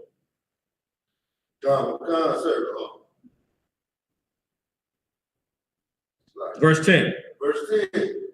Thou hast consulted shame to thy house by cutting off many people, and has sinned against thy soul. You understand? This is the white man. He cut off his house. He's consulted shame to his house by cutting off many people. For all the murdering and the raping and the robbing the white man committed, he's brought shame on himself, brought shame on his house. You understand? Read on. And it's like he sinned against his soul, meaning he sinned in a way that there's no repenting, there's no coming back. He's brought destruction on his soul. Read on. Oh, God. Verse 11. For the stone shall cry out of the wall, and the beam out of the timber shall answer it. Now, what is the Lord saying here? I need y'all brothers and sisters to understand the mysteries of the scriptures. You understand? The Lord said the stone shall cry out of the wall, and the beam out of the timber shall answer it. What is the Lord saying about the evil that the white man has done? The shame he's brought on himself. True. No, you want it. Come on, Tanya. Even though the white man has cut off many people and cut us off by hiding our inheritance and cutting off by our culture and stuff, I think about what it means by the stone should cry out, the timber shall answer it, and the earth should reveal history, like how they found ancient Hebrew in America and stuff like that. Okay, that's one way. That's one perspective on it. You for sure on it though. You for sure on it. That's not. Again, it's what's the word I'm looking for? It's the word just escaped me. It's layered in the understanding, meaning the meaning is layered. There's a word that I use though. God damn it. It's a word. It's manifold. Salaki. It's the understanding is manifold. That's one way to understand it. Is that the earth reveals history, shows us who the white man is. But there's something else. Malaki, you had your hand up? Okay. The Lord is saying that the white man has done so much evil and done so much wicked that the rocks and the trees going to cry out for the Lord to destroy this man. White man that did so much evil in this land, the rocks and the trees are going to condemn him. It's not enough for us to be praying. It's not enough to teach this class. It's not enough for us to send up prayers of destruction to the white man. The earth is crying. The trees are screaming out, deliver us. Kill this man. This man is a virus on the planet. The earth is dying. The earth is screaming out for justice from the Lord. Go ahead. Forest fires in California. Forest fires in California. You understand? Hurricanes, tornadoes, all those things is the earth crying to the Lord for judgment, for justice. You understand? All these things are happening because the Lord is destroying the white man for the evil that he's done. And the destruction to the white man is going to come from the trees and the rocks and the water and the sky, as well as these other nations and those of us who the Lord choose to hunt him when the time comes. Everybody understands? Mariah, you had your hand up? The brother online, I am Judah. He typed in the right answer as well. So. Most High in Christ. Most High in Christ. Read the last verse. Read Habakkuk chapter 2, verse 12. And again, this last scripture we're about to read, many brothers and sisters have heard this scripture before. It's another bedrock scripture in the UPK. But the prophecy leading up to it, you understand, is the Lord particularly prophesying against the white man for the evil that he did to the Native Indians and the so-called blacks and Latinos in this land called America. Read on. Verse 12. Woe to him that buildeth a town with blood, and establisheth a city by iniquity. The Lord said, destruction to him that build a town with blood. New York City, Philadelphia, Ferguson, Missouri, St. Louis, Missouri, Kansas City, you understand, Des Moines, Iowa, you understand, Sioux Falls, South Dakota, Washington, D.C., Pittsburgh, Cincinnati, Ohio, Cleveland, Ohio. These are places that the white man built with blood. The blood of the native Indians is in the earth for the white man to have Philadelphia. Damn that. Woe to him for that. Read on. Sir. Verse 13. No, read. And establish a city. Okay, establish a city by iniquity. And establish a city by iniquity. You go downtown Philadelphia, go down 13th Street Station. You're going to see statues of native Indians shaking hands with white people. You understand? Some of the names that's here in Philadelphia, still native Indian names. Some of the native Indian people. Some of the people that was native to this land. Germantown is a neighborhood built on the bones of native Indians. That was a native Indian town before the Germans came. Go ahead, Tamayan. It's like I said, they got a statue when I first get in Philadelphia that amazed me so much. They got a white man on a horse with a slave, a black slave on this side, and Native American Indians on this side. It's right here in Philadelphia. That's the white man. You know his history. You know what he done. Trooper. I may like to elaborate what you said as far as the blocks, like all that's all the Native American names. Yeah. All them hard, all them difficult to pronounce streets. Them was Native Indian streets. Why? Because Native Indians was here when the white man was building that. You understand? And another thing too, what a lot of brothers and sisters don't understand, the white man popularizes the pictures of Native Indians with no facial hair. Popularizes the pictures of Native Indians with their hair slicked back. Majority of them Native Indians look just like you and me. I'm a Native Indian. You wouldn't know it. My whole life, when I first found out I was Native Indian, I went and looked. I was amazed when I went down there in North Carolina where my father and them was at. I ain't see no Indians. I saw a bunch of niggas. And niggas is Indians. We're the same people, always have been, always will be. But the white man make you think that Native Indians don't grow no hair on their face. They all got high cheekbones and they all got slick back hair. It's a goddamn lie. You understand? The Native Indians look just like you, look just like me. Them people being oppressed as niggas. The Native Indians that's on them reservations, they shave their face because that's the culture the white man gave them. Right. Native Indian feel like he's ugly with facial hair the same way a nigga feel like he ugly without a shape up. Because that's the culture the white man then gave them. The Native Indians, they grow their hair out. Them niggas got beards and nappy hair just like you and me. They wore braids and cornrows. You understand? Because that was their culture before the white man came. You understand? So it might be some Native Indians still here in Philadelphia, but you wouldn't know them if you saw them. And they're so few and far in between, they probably don't even look at themselves as Native. They look at themselves like niggas.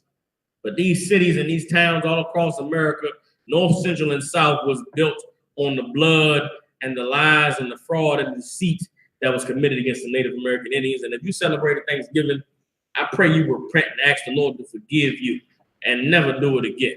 Because it is an evil sin and a disgusting, wicked thing against the Lord and your ancestors to celebrate the day the white man chooses to remember how he got everything that he's thankful for because of his murder, his enslavement, and his conquest of you.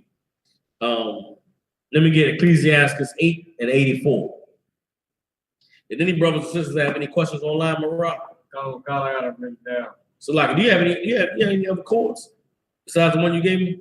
I got one more, sir. Let me see that one, see if it works, because this one don't work. Let me get the questions that you had. Go. Anybody else got an Android cord? I need a cord that goes to that came with a phone. These cords the computer cords don't be working for me. I believe this one came with a phone. I'm not too sure. This one ain't working. Trying to save this phone for that. All right, to what? Go ahead. Read Ecclesiasticus and the Apocrypha 8 and 84. Here's what we must do now to honor what happened to the Native Indian brothers and sisters. You understand? Here's why. Okay, I know we live in 2018, and a lot of people want to say that the earth has changed and things are different now. The white man's still the devil today that he always has been. That's You right. understand? And the Lord prophesied. The Lord gave us warning of him and told us what we needed to do in order to be strong. Read Ecclesiastes chapter 8, verse 84. Sorry, sir. Go ahead. I don't see Ecclesiastes 8:84. Salah. Okay, maybe it's not Ecclesiastes. What's never seek to have peace with them? First Ezra 8:84. Salah. Not Ecclesiastes, Salah. First Ezra 8:84. My bad. First Ezra, chapter 8, verse 84. Therefore, now shall ye not join your daughters unto their sons, neither shall ye take their daughters unto your sons. Verse 85. Moreover, you shall never seek to have peace with them. The Lord said, never take your daughters to their sons, and never give your daughters to their sons. You Black, Latino, and Native Indian, it's an evil thing to get you a nasty white bitch. You understand? Leave them white hoes alone, man. You got 12 tribes of Israelite women to choose from. You like, pretty light skin and nice glowing hair, go get you a sister from South America. Get you a sister from Puerto Rico. Leave the goddamn white woman alone. Everybody understand? Oh, You got a daughter. Tell your daughter she better not ever dishonor you by bringing home some nasty Joey or Gregory or some nasty devil. You understand? I wish I wish a child of mine to bring home a devil. Damn that. You understand? You're gonna be hell to pay. Teach your children to honor the Lord and honor their ancestors. And what did the Lord say that this is do for us? By separating ourselves from our oppressor, the Lord said we would be strong, man. Never seek to have peace with them. Brothers and sisters all across the country having Thanksgiving dinner to be at peace with white people. Damn peace with white people. I want to be at peace with my brother. I want to be at peace with the 12 tribes. Everybody understand? The Lord said, you do this, you will be strong. You will maintain your land. You will have an inheritance to give. Everybody understands? And that's what it's all about. Drop that. That's the end of the breakdown on the sin of Thanksgiving. Last few minutes of the class. If you got any questions, any questions on the topic, Aria? I mean, it's like a Laura. that on the topic, sir? Yeah. Khan. Okay, the first question I'm gonna get, sir, is a brother, Craft. He said, okay, he asked another brother in the school if they have online classes down where he's at. So I'm gonna skip that one. He said, oh, a sister said, Salaki Adawan, how does the devil plan to go to war without the strong of our people and on drugs? He said, that is it. She said, that is in a nutshell, Adawan. That's it in a nutshell. Okay, I'm not sure what she asked. You know what I'm saying? She got to be a little bit clearer. Just say the sister's name and tell her she got to be a little bit clearer with her question. Salaki, Sister Naima, you can rephrase the question, type it back in. Be a little bit more clear on what you're saying. Another sister also typed in, says, may I get a breakdown on Amos 9 and 13 and 15? All right, let's get that right quick. Any other questions? That was it so far. Let's get Amos 9, 13 through 15 right quick. Come on with it, trooper. It's the book of Amos, chapter 9, verse 13. Behold, the days come, saith the Lord, that the plowman shall overtake the reaper, and the treader of grapes him that soweth seed, and the mountains shall drop sweet wine, and all the hills shall melt. Verse 14, and I will bring again the captivity of my people of Israel, and they shall build the waste cities and inhabit them, and they shall plant vineyards and drink the wine thereof. They shall also make gardens and eat the fruit of them. Verse 15, and I will plant them upon their land, and they shall no more be pulled up out of their land which I have given them, said the Lord thy God. Okay, so this is the prophecy of the Lord restoring Israel to our righteous place, our rightful place.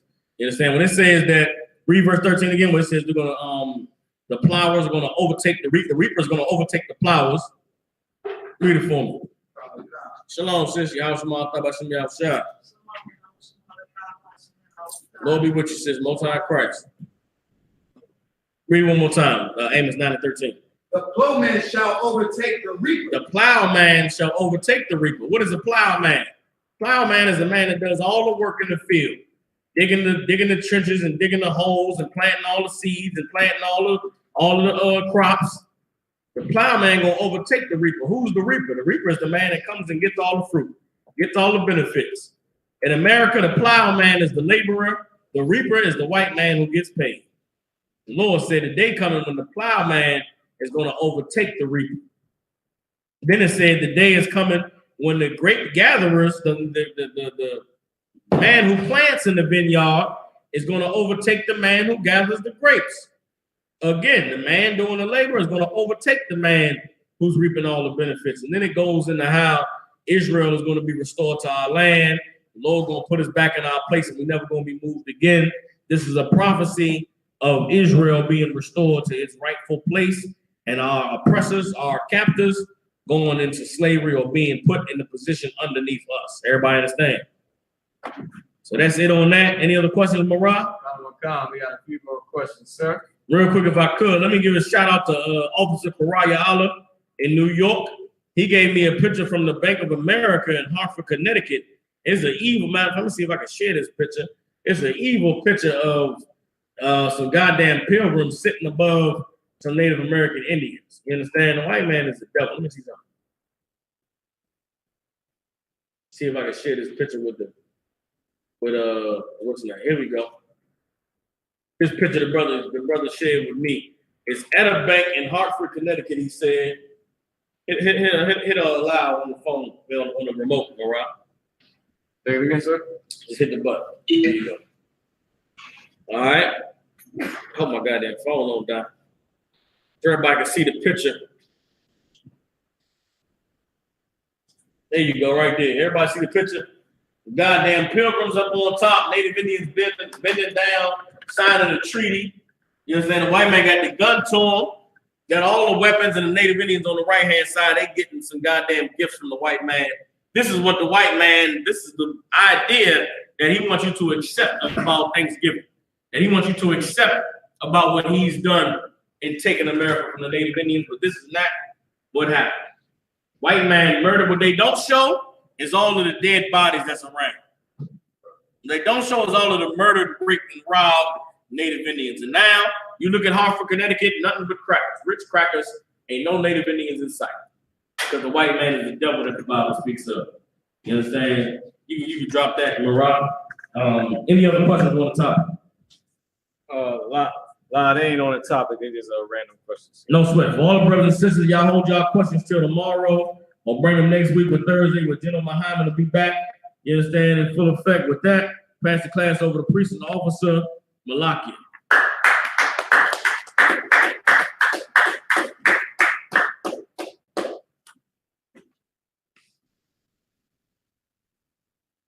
ISUPK security announcements. We're at ISUPK, started out at 1 West 125th Street, Harlem, New York. Rule for new brother and sister. When a new brother or sister come into the school, they are off limits for 6 months. They are to be saluted only. They are here to shed themselves of the world. If they need transportation, the teacher will arrange it. After 6 months, if a brother or sister has an interest in a particular person, he or she must get permission from the head to speak to a brother or sister. There is another 6 months in which the brother and sister will court each other. After this 6 month period, the brother and sister will get permission from the head to marry. Tithes, which is the commandment, read about it in Numbers chapter 18, verse 21, and Malachi chapter 3, verse 8 through 10. It means tenth in Hebrew, ma'ashara. As 10% of every penny of any increase the Lord give you, give to the teacher. The priest fund is a free will offering for the priest. It's not mandatory whatsoever amount you would like. Upcoming holy convocations is the Feast of Dedication, Hanukkah, That start December 1st for 8 days. Read about that in First Maccabees chapter 4, verse 52 through 61. Remind Akim and Akwakim to check the bulletin board in the hallway. If anyone wants to be a trooper in the school, start wearing all black boots, shirt, pants, headband, and scarf. And with that, I'm Marjorie. So we can stand.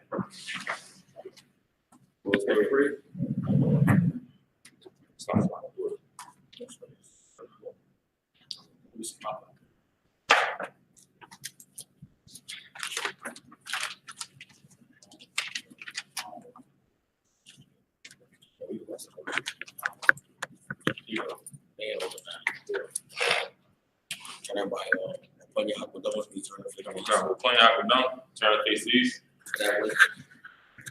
Want to send up the Lord's Prayer in Hebrew? Abanaw. Shabbat Shemayim. Wadah. Ayah. Shemka. Yahau. Alakaka. Abaa. Ratazaka. Ayah. Aisha. Rataza. Kawa. Ayah. Bashamayim. Lakanana. Lakan. Ka. Yawam. Wasalak now. Kabawak now. Nasalak now. Kabawak now. Wa'a. Abaa now. Anasaya one. Abal. Abashai now. Mayam. Ra. Ayam.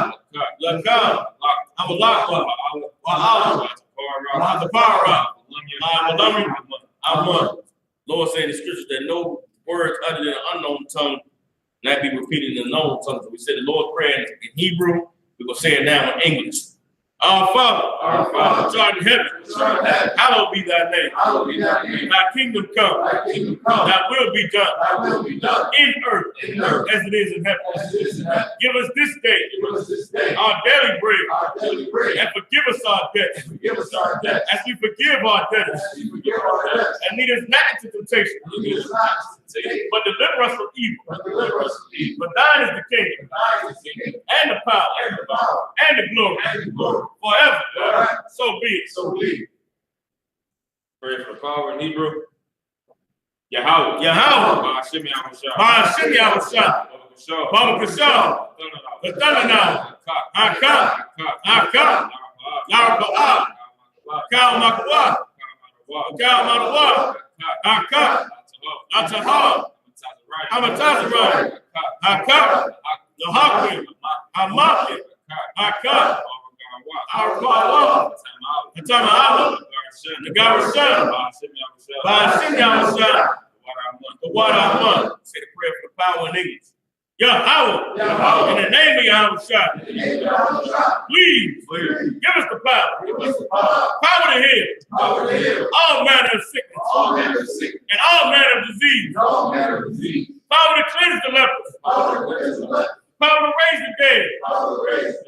Power against unclean spirits. To cast them out. In the name of Yahushua. Thank you. So be it. Pray to bless Israel in Hebrew. Yahweh. Ba'ashim Yahushua. Barak Wayasha. Wahabaya. Sapari. Barak. Rabah. Hagun. Yashar.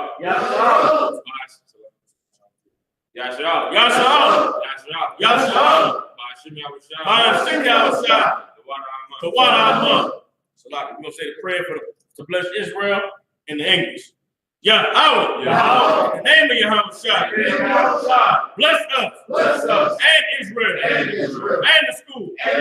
Bless. Heal. Shield. Protect. Our loved ones. In the name of Yahushua. Thank you. So be it. Pray for the power structure in Hebrew. Barakatah Yahweh. Why Yahushua?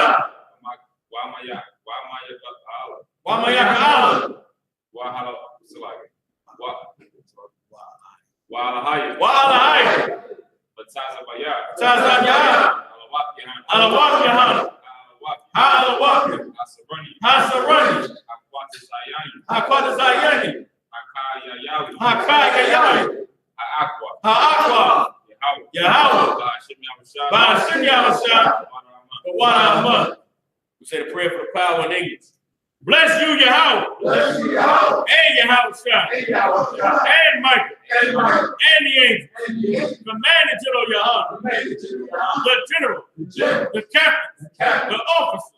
The troopers. The troopers. And the sisters. And the sisters. Yahweh. Yahweh. In the name of Yahushua. In the name of Yahweh. Thank you. Thank you. So big. So be it. Now we're gonna say the prayer for the curses in English. You understand? On this day while everybody's sitting around celebrating the white man's murder of our ancestors, we're gonna pray to the Most High for the destruction of all of our enemies. All right? Blessed are you, Yahweh. Blessed are you, Yahweh. King of heaven and earth. King of heaven and earth. And all things living. And all things living. Yahweh. Yahweh. In the name of Yahushua. In the name of Yahweh. Listen to us now. Listen to us now. Right now. Right now. Send evils and curses. Send evil to the earth. And punishment and destruction. And punishment and destruction. And death to the heathen. And death to the heathen. That speak against us. That speak against us. Thy prophets. Thy prophets. The teachers. The teachers. The princes. The princes. The priests. The priests. The Israelite brothers. The Israelite brothers. And the school. And the school. Send evils and curses. Send evils and curses. And punishment and destruction. And punishment and destruction. And death to the heathen. And death to the heathen. And shake loose the pockets And shake loose the pocket of the rich of Israel of the rich of Israel. that refuse to give to the school. That refuse to get to the school. Force their riches Force their riches. to enter into thy sanctuary. Into thy sanctuary. Send evils and curses. Send evils and curses. And punishment and destruction. And punishment and destruction. And death to the Edomites. And death to the Edomite. And the nation. And the nation. And their drug And dealers. their drug dealers. The court system. The prison The system. prison. Planned Parenthood. Parenthood. All the governments of our enemies. All the governments. Amalek synagogues and armies. Amalek synagogues and armies. The Roman Catholic Church. Roman Catholic Church. The Pope. The Pope. Islam. Islam. Christianity. Christianity. Egyptology. The militia. The Ku Klux Klan. Aryan Nation. Skinheads. Posse Comitatus. The gay movement. The lesbian movement. Spies. Workers of witchcraft. NASA space program. Army and Navy. Air Force Marine. Wall Street. Open up the internet. And the airwaves. Cable access channel. And the radio channel. Convict the spirit of any of thy people that seek to stop us and bring swift death to all the heathens that stand in the way of trying to stop us from broadcasting your word throughout the planet Earth. Let loose all the terror. Cause them to go to and fro through the earth and destroy. Cause the terrorists to come against America and destroy them in their strongholds. Let America shake at the hands of the terrorists. Let Yahushua, Michael Angel, come down with the flying saucer and kill all the heathens that come up against us as we speak that word. Cause it to be known by all that it is the angels that have done it. Cause it to be spread through the media throughout the whole world. Cause them to shake at thy coming. In the name of Yahushua, thank you always. So be it. Sir, which means to turn. Want to give one courtesy salute. Men of Israel, as Majid Shabbat, at Majid, Barak, Yahweh, we say what's the most high bless you in the name of Christ. Yahweh Patel, with your hands down. Sir, turn to face the sister side of the room. For the sisters, you have Majid Shabbat, gives your right hand over your left, with your feet together at the heel, spirit apart at 45 degree angle, your head bowed. Want to give the sisters one courtesy salute. Men of Israel, at Majid Shabbat, at Majid, Barak, we say what's the most high of our children in Christ. Yahweh Patel,